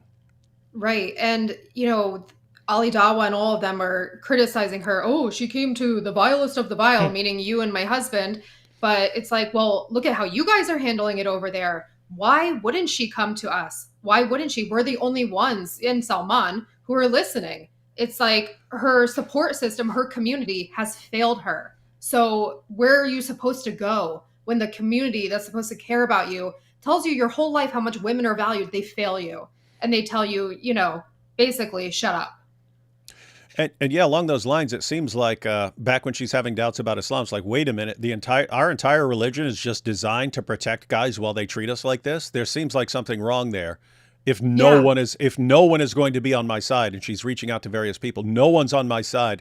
Maybe the only way for justice is to go outside of the religion. But eventually, she runs into Salman and Abu Aya and so on. And, okay, so there are at least some people in my religion who are willing to help me here. So that may be the only thing that's keeping her in Islam right now, is her thinking, okay, maybe even though these guys are the minority, maybe there is some path to justice within our system. But we'll see. And here comes this. Oh, what was that? I was just going to say, it's so difficult sometimes for people to unpackage what's happened to them and connect it back to Islam and cognitive dissonance, and the fact that it may well be that many years later it'll have that impact. Maybe it won't have it right now. Maybe at some point it will. At this point, it's still Muslim, yeah. Statements that he started making. Yeah. He said, you know what, your sisters are going to be jealous. You got married twice. One of them didn't get married yet. Actively persuade me, convince me that's the right thing to do. Yeah. He said that I am Islamically not under the obligation of speaking to your family. Actually, Islam allows me not to speak to them. Yeah. And I wouldn't be questioned if I don't do that. Okay.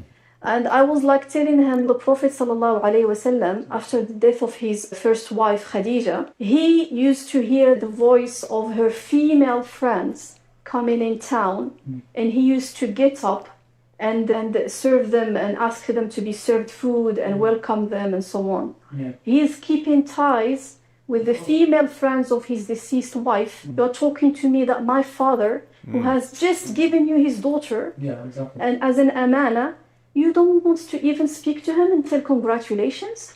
She's actually pretty smart. She's actually pretty smart here. So interestingly, Ali Dawa is not disagreeing with what Hijab said. He's not saying you're wrong. He's wrong. He needs to. What she's saying what is something good to do. But what Hijab is saying what's is permissible. What's the bare minimum is not, I don't need to talk to your family. Again, it's the whole legalistic thing about Islam. It's like, what's halal versus not halal. Am I required to do that? She's saying, look, it's a really good idea, and look at the example of Muhammad, and look at this, and this is good, and this is my family, and I really care about my family. It's like, what am I required and obligated to do? Am I obligated to do any of that? No? Then I'm not doing it.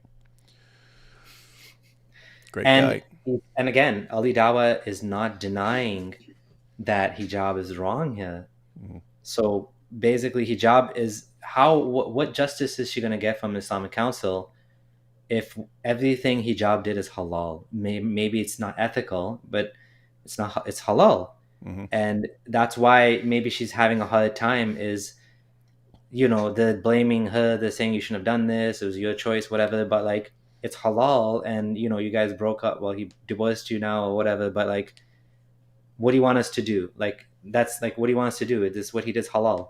This is an important point, right? Rough stuff.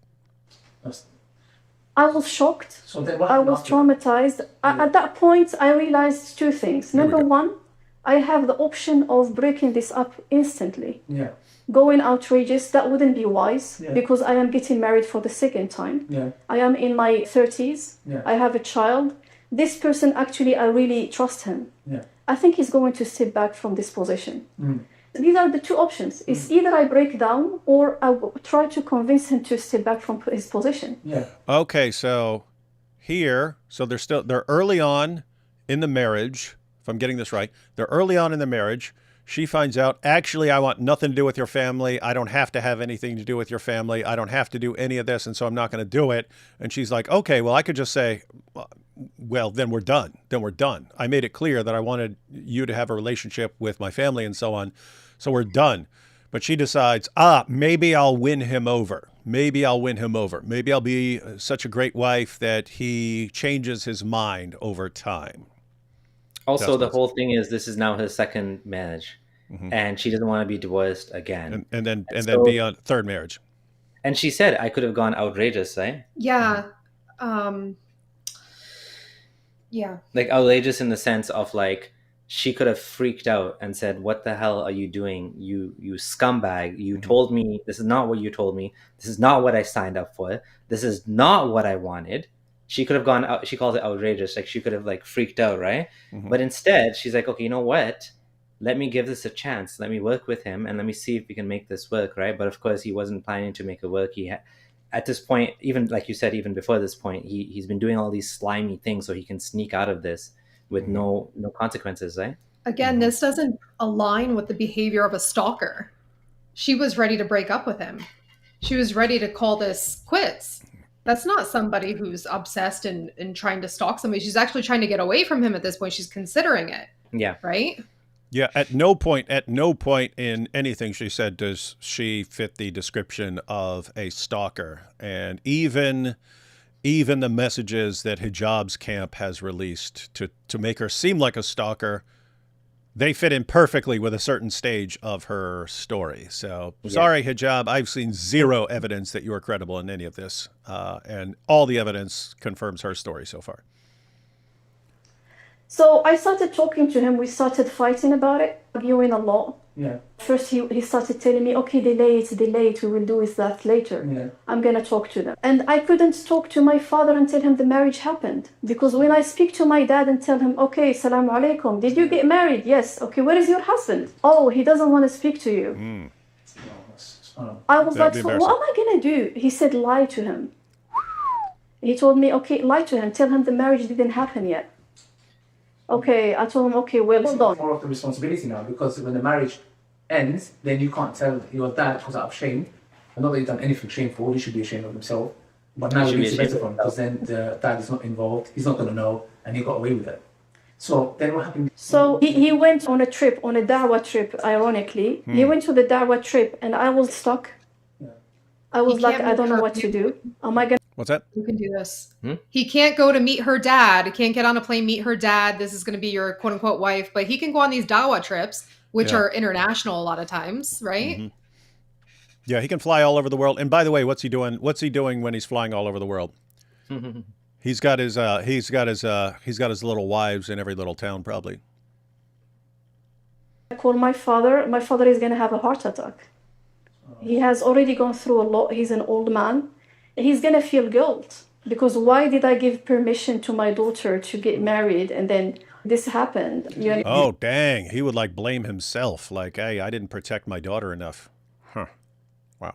Did you ever come to your house, like your house that you guys had? Did you have a As house? I said, we are neighbors. So he never came to my house. He never met my child.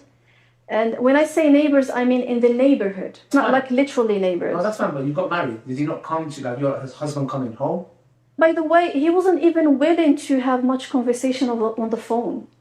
Oh, let alone coming home. Let alone coming home. And he made that clear, by the way. He wouldn't come home until I move out because of the situation of neighborhood. That's something I knew. I knew that he wouldn't come to my current home because I am very close to his family, right? So I started feeling the conversations are not all right.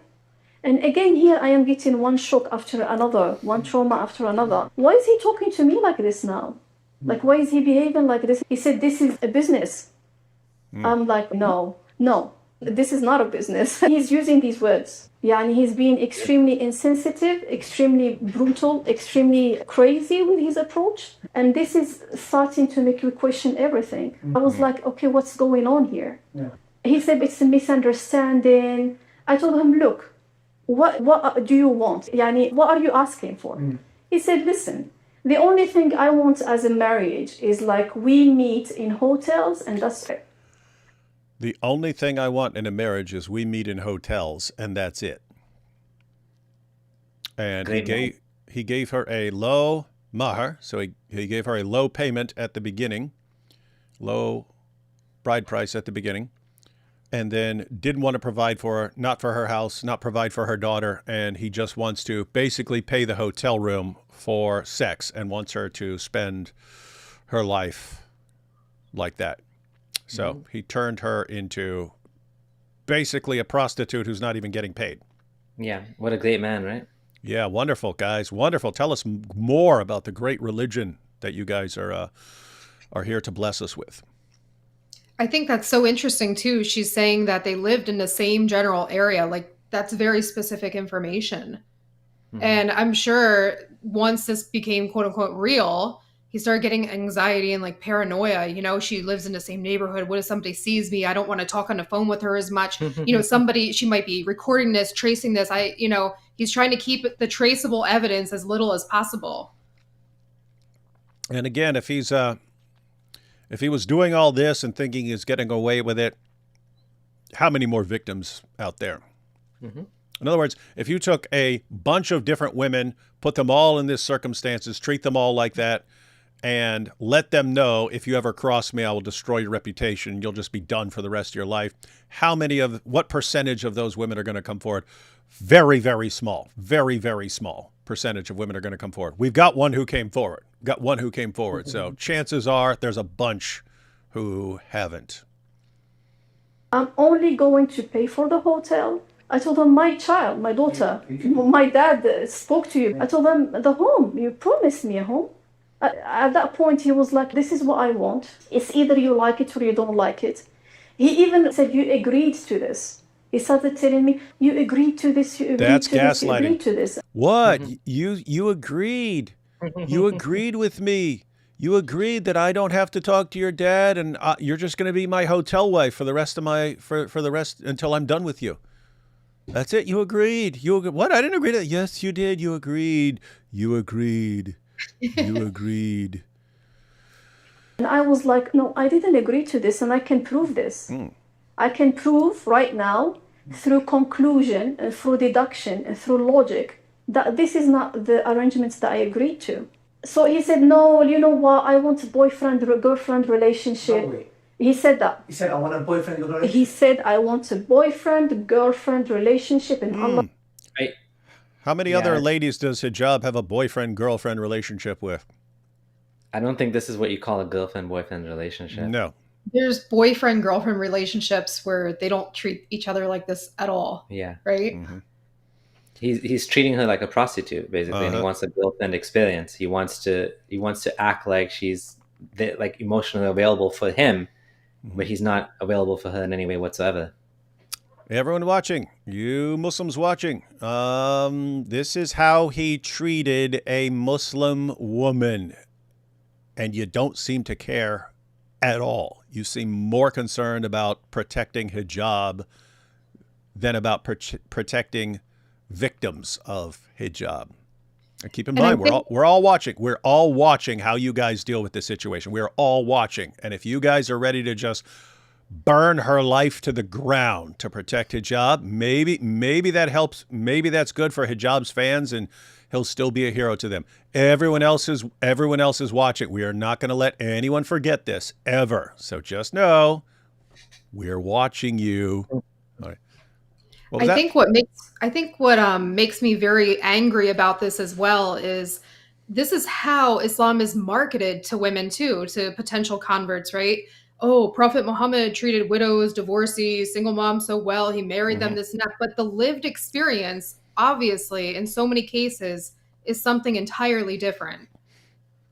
It is. And pretty much everywhere I go, if I go speak somewhere, if I go speak at a church or speak at a conference or something like that, at some point, very, very frequently, there is a woman who comes up to me during a break or something like that and says, hey, I'm in a really bad situation here. Muslim guy swept me off my feet, told me I'm fine. Either either got me to convert to Islam or said I'm fine being a Christian and marrying a Muslim man, treated me like a princess, and then at some point things change, either when they move somewhere else and they're around other family members, or when they have a child. That is usually the big thing. When they have the child, that's when now everything suddenly changes, because I'm thinking I can raise my, we can let our child decide for himself whether he wants to be Christian or Muslim, and we'll raise him in both communities. No. You don't get to do that anymore. So now you have to convert to Islam. So this child only gets one message, and so on. And so anyway, at some point things change.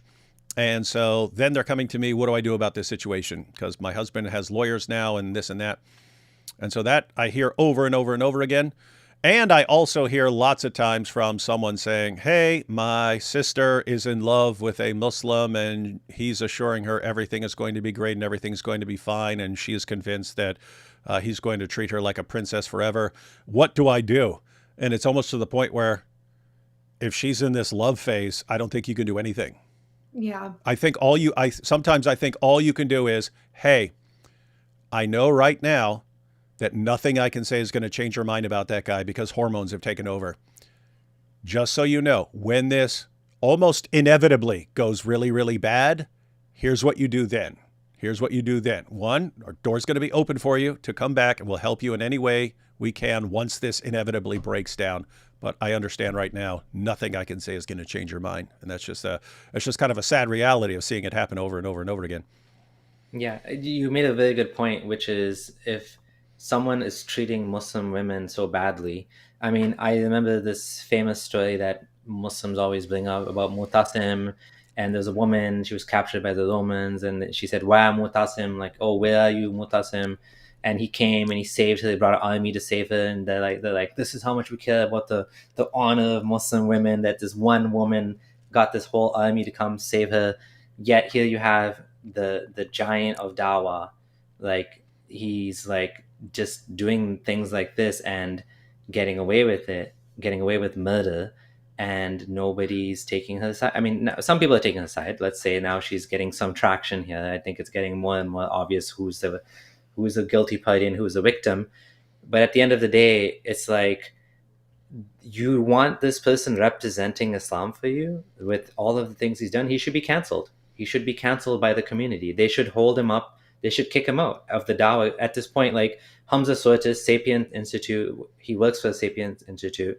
He should say, I don't want to be associated with you. You're too damaging to the Dawah. Go to your own Dawah. I don't want you but that's not what's happening. But how's Hamza going to kick him out? I mean, Hamza was in that other. He had his own scandal that he lied about and said, "What? No, that wasn't me." Ashley Madison one, right? Yeah. Yeah. So guys, there was some leak where they leaked all the members, and Hamza Sortis was in there, and then nope, that wasn't me. Someone's setting me up. Someone's framing me, and then they point out that he'd been that the information about when he signed up for the account, it was in Australia that he signed up for the account. It just happened to be when he was in Australia doing Dawah. That's when the account was made. And that his credit card had been billed for like a year and a half or something like that. He said, what? I didn't even notice that my credit card was being billed for this. I don't pay attention to what's on my credit card and stuff. And then that was enough. He was able to just lie his way out of it. And I mean, seriously, who's taking him seriously? The people who just look the other way. It's basically, you're important for Dawah. We do not care what you do. We just don't care. And that's the message that's being sent. Doesn't matter. Mohammed Hijab could turn 1 million Muslim women into flat out prostitutes as long as he is humiliating the kuffar. That's all that matters, and he'd be fine. Prove us wrong, Muslims. But that's what we're seeing right now. Subhanahu wa ta'ala is hearing me right now. He said, I would like a boyfriend-girlfriend relationship. He said, it's okay, we're going to have the best of both lives. I have a website that says it's okay. Of both worlds. Like, he said this. I'm shocked. You are shocked what happened to me. So, let me get this right.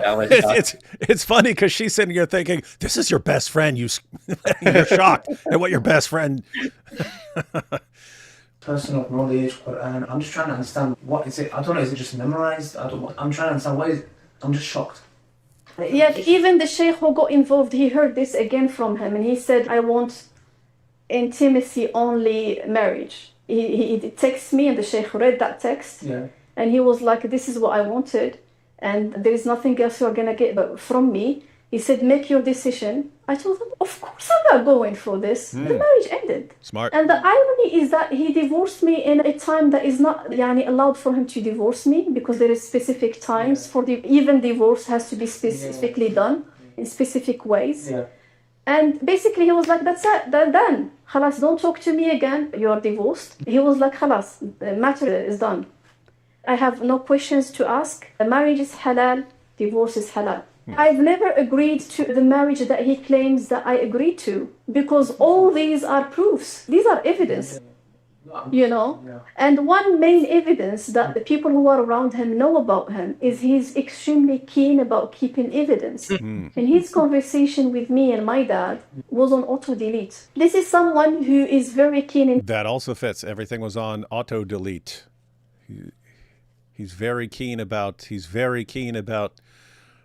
people possibly keeping evidence against him. And she's saying everyone knows this about him. Everyone knows this about him.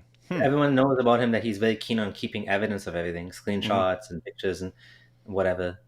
And also someone's asking about specific time for divorce. This is kind of like a nuance in Islamic law that you're not supposed to divorce a woman on her period, but it's still valid if you do. So I don't know how that makes sense, but it's like everything else, I guess. Keeping evidence that served for the best of his interest. The fact that he's setting our conversation on auto-delete, what does that mean? He's talking to me from a mobile number with no contract. Only the people who are involved in marriage know that phone number. So what you are trying to hide here...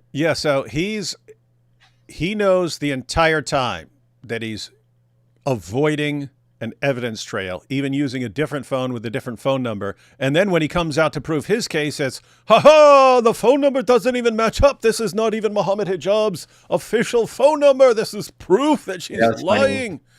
This is pathetic. That was funny. That was so funny. Everyone called him out for that. Yeah, he's like, I've had the same number for 20 years since you were 13 years old or something. Like, first of all, who does that? And second, it's like, well, nothing's going to be on that phone. It's on the other phone. Yeah, by the way, you can see this in the text messages where if you go to Behind Veil's website, where eventually she blocked him and then he messaged from a different number and different number said, this is MH. He didn't even say this is Mohammed Hijab. He's trying to keep it as low key as possible. Wait, didn't one say business account? Yeah, so he has multiple account numbers for sure, but that's what I mean. But she blocked him, and he still managed to message her from a different number. So and then he admitted. Someone asked him, "Do you swear?" Salman asked him. Yeah. Or Abu Aya said, "Do you swear you only have one number?" And he refused to swear that he has more than one number. Everyone knows. Come on, this isn't flying. Yeah, like no one ever saw Breaking Bad where the drug guys all have separate phones and stuff like this, and no one ever saw it. No one ever came up with the idea of having multiple phones with multiple numbers a job to cover their trail. It's just crazy once you hear the full story from her. Just he's always like this. He's borderline paranoid about the evidence he's leaving behind and so on. So yeah, sounds exactly like someone who would keep multiple phones with multiple numbers. Yeah, you're a tactical genius, Hijab. No one's going to be able to crack this code. Evidence you are trying to hide is definitely an evidence that doesn't work for your best interest. For someone to memorize the Quran, Islamic knowledge, teaching everyone else, wallahi, to me you're zero. How could you have all of this stuff? And then you go and do... Ali Dawa calls Mohammed Hijab a zero. Pretty much, yeah. This thing to whoever. This could be somebody standing in front of me who somebody robbed, stole from, oppressed in different ways, oppressed up in different ways.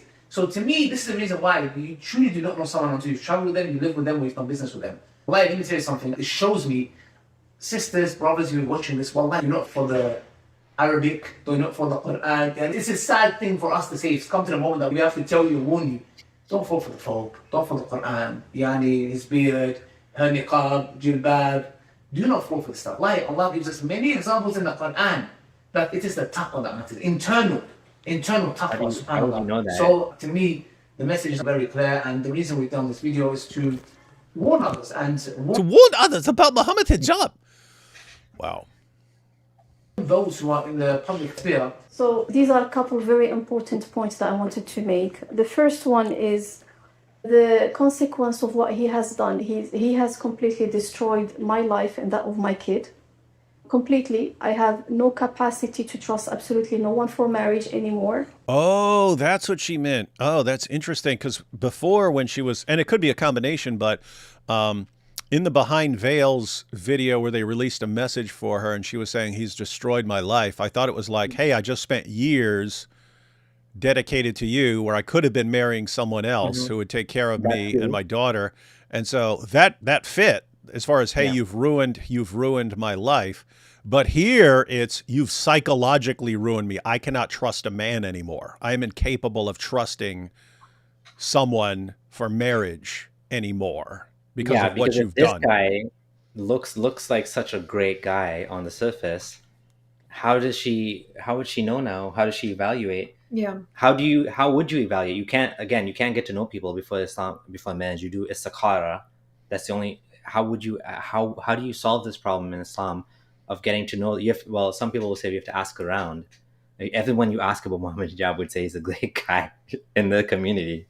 So now it's like, how do you know? It's like, you don't. And imagine too, from her position here, imagine going through this bogus marriage, all of this trauma that she's endured, and then she tries to meet somebody again, and it's like, so, you were married before. It's like, imagine disclosing this. They might not even want to talk to her, because a lot of these people believe Mohammed Hijab.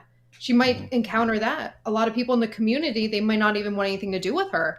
That makes getting married even harder. Oh, yeah. I mean, she's kind of, from an Islamic perspective, from the perspective of her fellow Muslims, she's cooked right now. So, yep. I mean, especially by coming forward and exposing him, she's done with the Islamic community. And Yep. And her now she has massive trust issues. Like, how can I ever trust a guy again? When a guy that everyone told me, all the religious scholars, all the scholars of my religion praise this guy as the most wonderful guy. If you want any husband in the world, this is like your dream husband. And look at how he treated me. How am I going to trust some random guy at this point when the ideal champion of the ummah is this massively screwed up? But you can trace that all the way back, ladies. Do your investigation. Go all the way back to Muhammad himself and ask yourself, how can I trust this guy? How can I trust this guy? And I am making a call to the scholars and the people of knowledge, our seniors, and I am telling them that it's their duties to come out and clarify what Islam is, what marriage is, and the rulings around them. Because if the majority of audience and people are going to take Islam from public influencers on social media. Yeah, she's saying, hey, if the young generation of Muslims are getting their knowledge from influencers, they're not going to sheikhs now. They're going to Mohammed Hijab and Ali Dawah. And if Ali Dawah and Mohammed Hijab are basically saying, yeah, this is all fine, which is what they say. Hijab is denying that he did this, but everything he's saying shows that he's been supporting this as things you can actually do. And she's pointing out, like, hey, are sheikhs going to come forward and say that this isn't our religion? Because these are the people who are influencing people right now. This is what you're doing in the ummah. And so she apparently at this point doesn't think that this is actual Islam, but let's see. This is what's going to happen, and this is the degree of destruction that we will fall into. Everything is going to be destroyed, and the ummah is going to be destroyed. And as I told you before, the ummah is going to be destroyed. Yeah. What? I was going to say one more thing is, she came and she did this whole thing with a pseudonym, and they have been releasing her real name as a threat. That's a threat to her. Hey, you're everyone. Her name is this. And what they're doing is they're trying to terrify her and cause her more psychological distress that, she tried to keep it secret. She didn't. She mentioned the name. So now they're like, okay, we know a lot about you too. Right? This is like a veiled threat. We know who you are. We know where you live. We know your real name. We're going to wreck you in the community if you come and do this. If you want to proceed, you want to play this game against hijab? Okay, well, we have a lot too, and we can hurt you worse than you hurt us, right? Yeah, that's the idea, and lots of people will fall for that. Like, if you have a Muslim man and a Muslim woman, and they have a falling out, the man can usually do way more damage to the woman than the woman can do to the man. And that's probably what they're thinking here, and that's probably what the hijab camp is thinking here, and that's the kind of pressure they're trying to put on her. It's just wrong in this situation. It's false. Hijab, because he's this exalted figure, he has way more to lose than her. She's to the point where I got nothing to lose. I'm not even interested in a guy anymore because you've messed me up. So you've messed me up so much right now, and so yeah, you're gonna. She has something to lose, which is which is her standing in the community. Oh, I know, but apparently she's willing. Mhm. She's willing to take the hit. It's okay. Here's what you can do to me. I'm not backing down. That's why again, she's like, she's the kryptonite. She's the kryptonite here. This is what they can't deal with. And they can't deal with like the behind veils guys who they try the exact same thing. Notice they try the same thing in every situation. If you're going to call out what we've done, we will destroy your reputation. They did the same thing they did it with her. They did it with the behind veils guys. They have one plan as far as dealing with this sort of thing. What do you do when Aisha and Salman and so on, they say, you know what, you are going to attack us. So we are going to have to try to defend ourselves and so on. We're going to have to respond. And there are going to be people heaping insults and abuse on us and trying to destroy our reputation. You know what? We're still coming after you. Yeah, my friend is married to a Moroccan woman. He's like, hijab made a mistake going after the Moroccan woman because they're very strong-willed, and they're like, he's like, he picked the wrong person, wrong wife to pick on.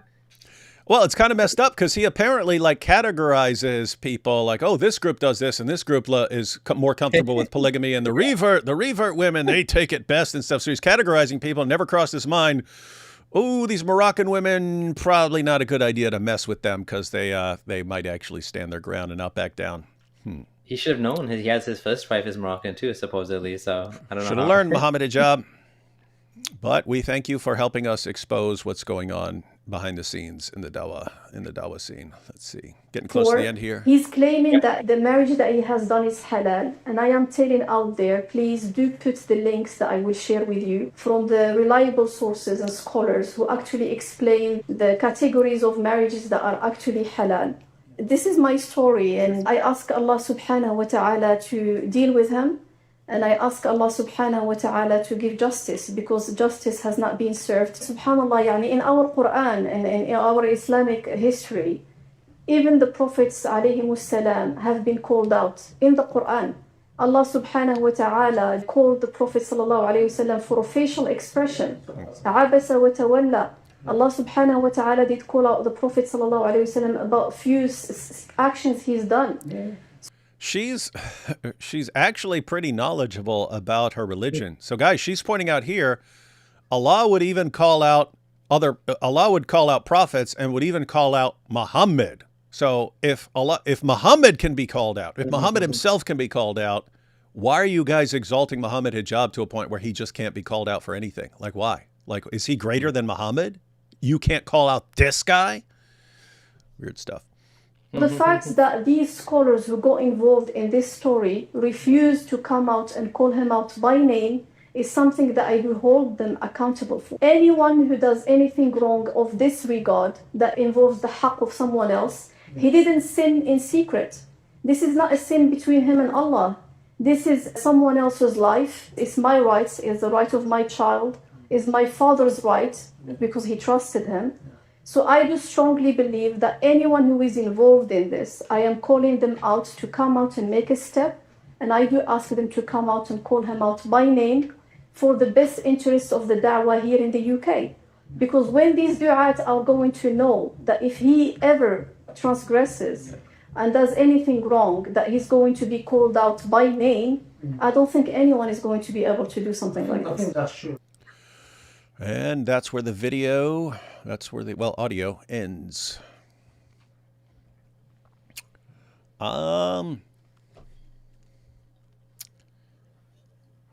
She seems 100% consistent in everything that's come out so far.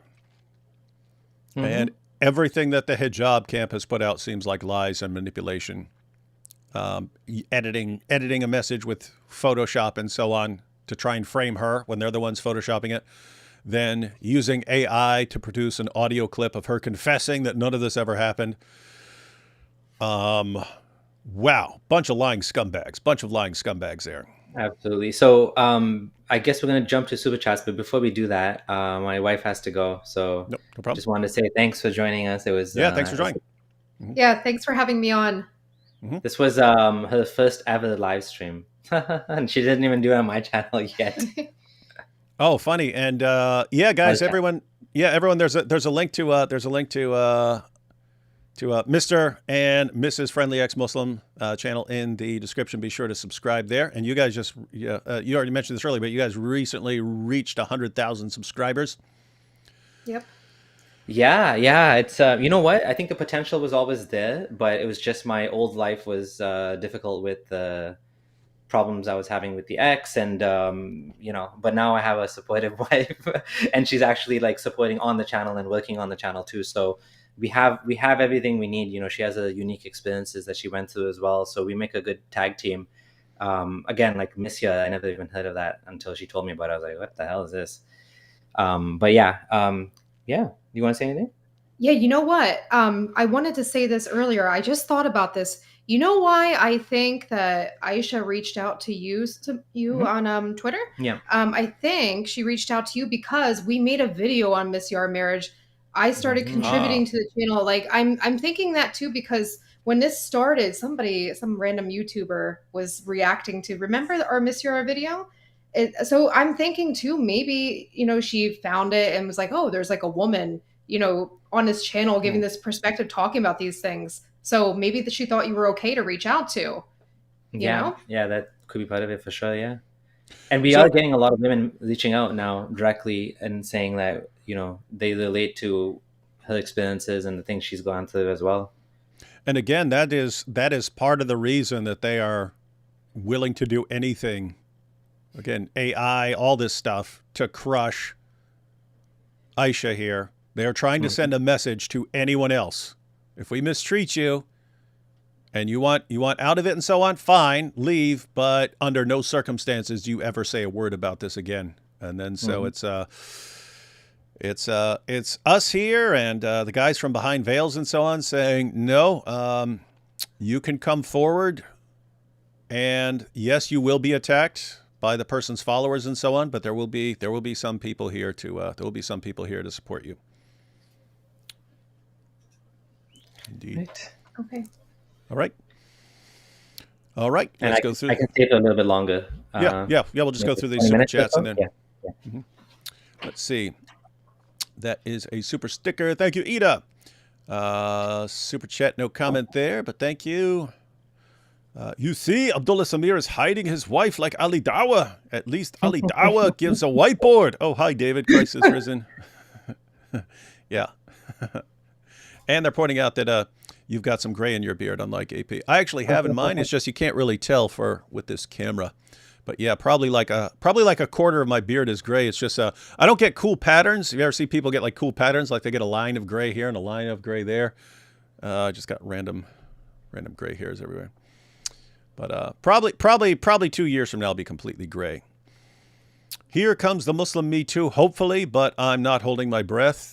It is going to be difficult, and that's what the Dawa guys are trying to avoid. David Wood is the modern prophet of Islam. I hope not. See? Hijab got her McDonald's as dowry. It really brings new meaning to happy meals, a happy meal, and happy ending. What more could one ask for? Yeah, I am going to make a little video where I actually go up to a McDonald's drive-through window and order a McMutta marriage and see what they say. I imagine Ali as an anthropologic rat with a fez and hijab as a Magilla gorilla. I prefer Grape Ape and Beagly Beagly, if anyone remembers that, but that was a long time ago. That's when I was a little kid. There was Grape Ape and Beagly Beagly. Friendly ex-Muslim crossover. Woo! Yes, these are good times, ladies and gentlemen. Nothing unites people like revolting behavior from Mohammed Hijab. And what's amazing is that after this video, somewhere they'll be like, "Oh, what's going on? A Christian and atheist working together? You see, this proves that they know that Islam is the truth and they hate the truth." Or we just happen to agree that your behavior is revolting. We're all on the same page. We're all on the same page. Everyone, matter of fact, it's not just us.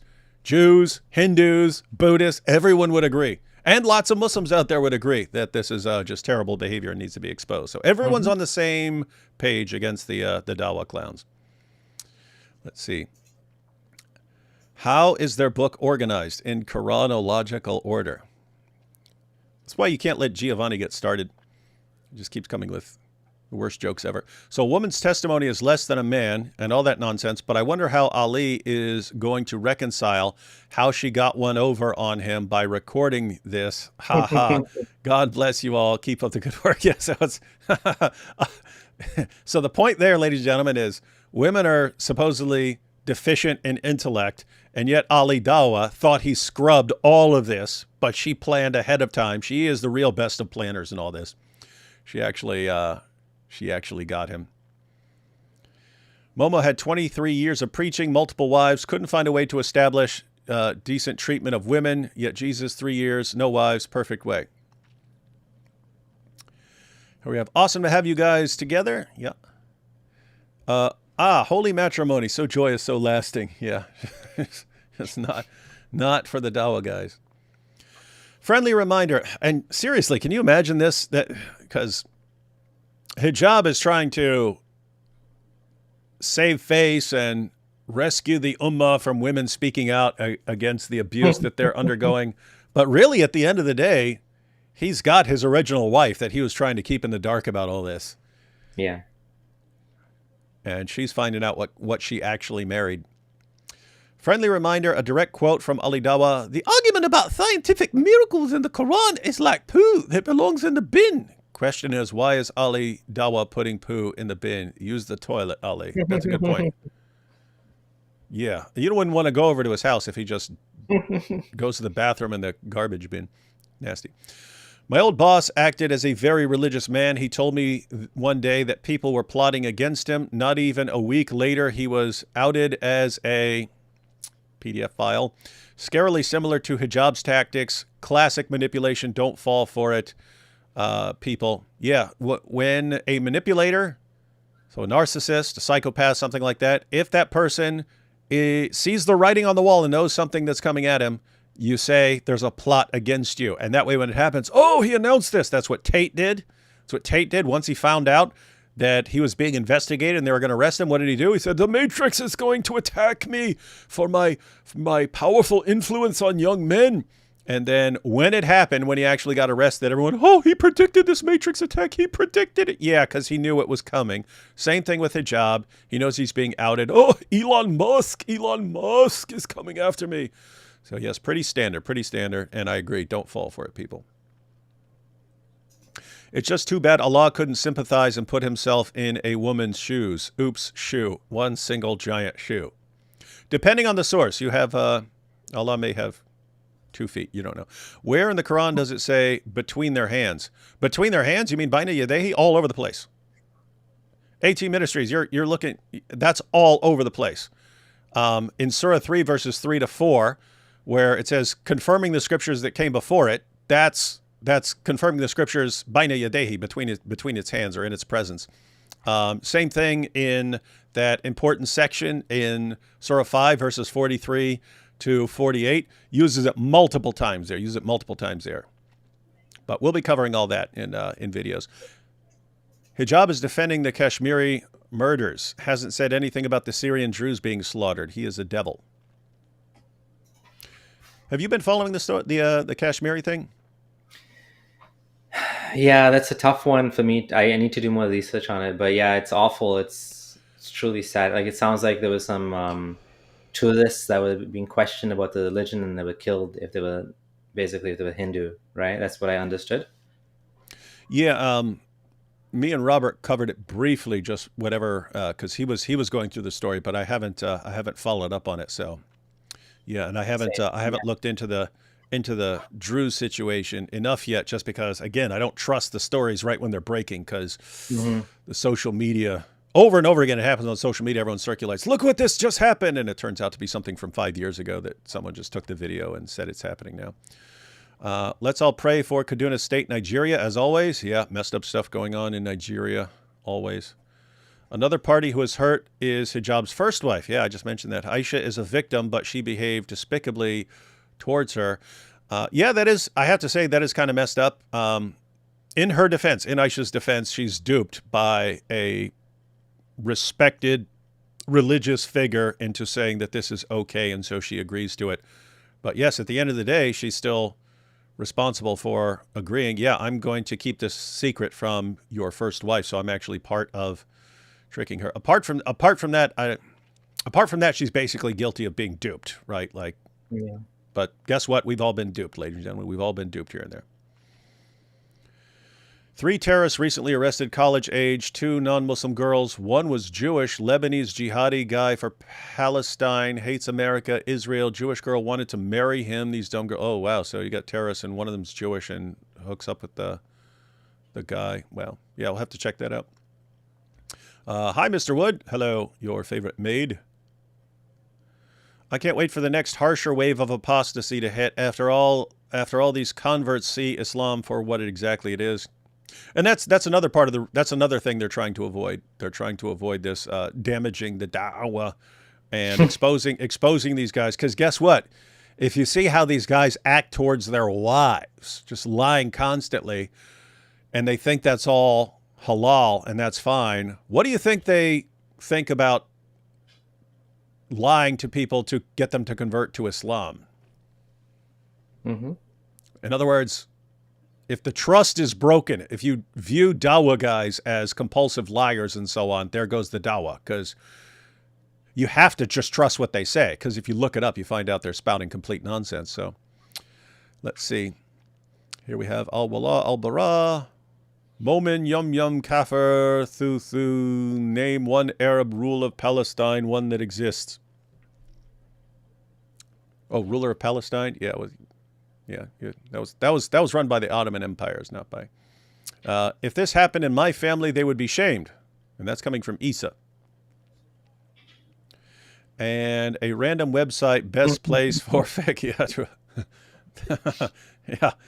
Yeah, so the best source of information on what's appropriate is a website conveniently shared by Mohammed Hijab. All right, well, I think, yeah, we've gotten through all that. It turns out there's still more to cover, because there's the, oh gosh, what is there? There's the video they released about the AI, the fake AI. I'll be covering that here probably in the next couple days. Again, very difficult to keep up, because even when we're getting ready for this, they released another video. So yeah, I am glad Behind Veils is just staying relentless in all of this, because you need to. That's what the Dawa guys are doing. They're trying to wear him down, destroy his will to keep going, destroy Aisha's will to keep going. Doesn't look like it's working. All right, Abdullah, any final thoughts on any of this before we close out?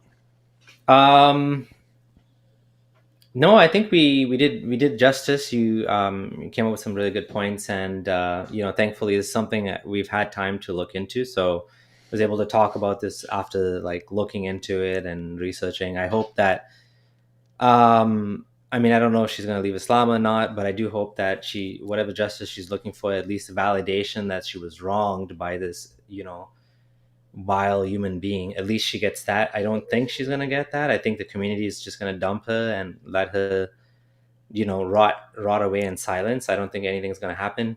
But yeah, no, it was a pleasure. It's been 5 years since we've live streamed together. So it was fun. It was good. Yep. We should do it again. Yeah. Anytime. And matter of fact, any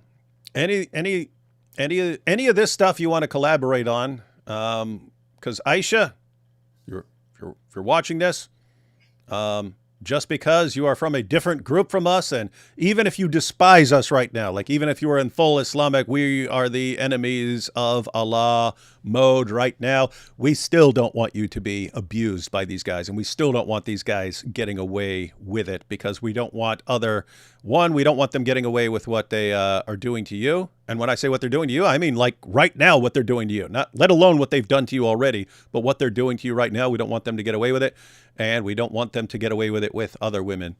So anything we can do, we are glad to help, and we have no problem with you attacking us and throwing us under the bus the entire time. We will still help you any way we can. All right, so guys, just pay attention.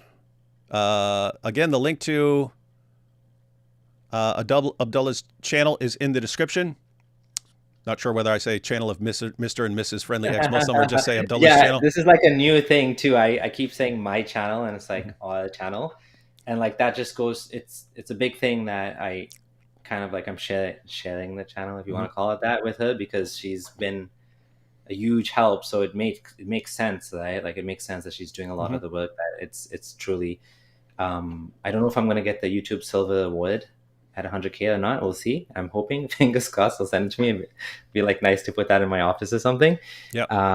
But yeah, no. Thanks for sharing this time. It was good, and we'll do it again. Yeah. So follow Abdullah's channel, and also follow Behind Veils for all the stuff they're putting out. Looks like this isn't done. And guys, just part of what the Dawa guys want to do is just wear everyone down and spread more misinformation. They want to spread misinformation faster than people can correct the misinformation. It's the same strategy with Andrew Tate. If you have thousands of followers just putting out your propaganda and there's like 2 or 3 people who are trying to respond to it, you can actually overwhelm them. So you can actually help Aisha and Behind Veils by watching and sharing all their stuff to help them from being totally swamped by the Dawa guys. And yeah, like Behind Veils, he has some interesting other stuff too that I wasn't. The funny thing is, before this whole thing dropped, my wife was a subscriber to Behind Veils, and she's like, "Oh, look, he's talking about Omar Suleiman and Yasser Brizjas and even Yasser Qadi and these big names." And I'm like, I didn't really have time to like look into that or verify it. And then this thing happened, and now I'm like, I want to see the other stuff too. So there's other things on there that are like pretty juicy too, that, you know, kind of cover-ups in the community that we know for a fact there's been many cover-ups, right? Like Imam Nick Pelletier, we had a video on my channel about that, and also Yaqeen Pellet. These 2 Dawa guys were like blacklisted by the institute. So the Imam Nick one, he exposed child abuse in the mosque in Texas, and they like kicked him out of the mosque. Yasser Qadi knew about it. Omar Suleiman knew about it. Probably Yasser Bijas. And all he did, he's a convert. He's a white Muslim, and he did the right thing. And they protected the criminals. They sent them. I think they sent him back to Pakistan or something. The security guard, and they fired him and they blacklisted him from the community. And he went through this huge turmoil, emotional, spiritual turmoil, the most difficult time of his life, because how they like shunned him for this. So it just goes to show you that you go against the Dawa guys, even if you are a Dawa guy, this is what happens to you. Now, he's not as famous as the other Dawa guys, but like this is the level of like secrecy and cover up that, you know, they're all helping each other, right?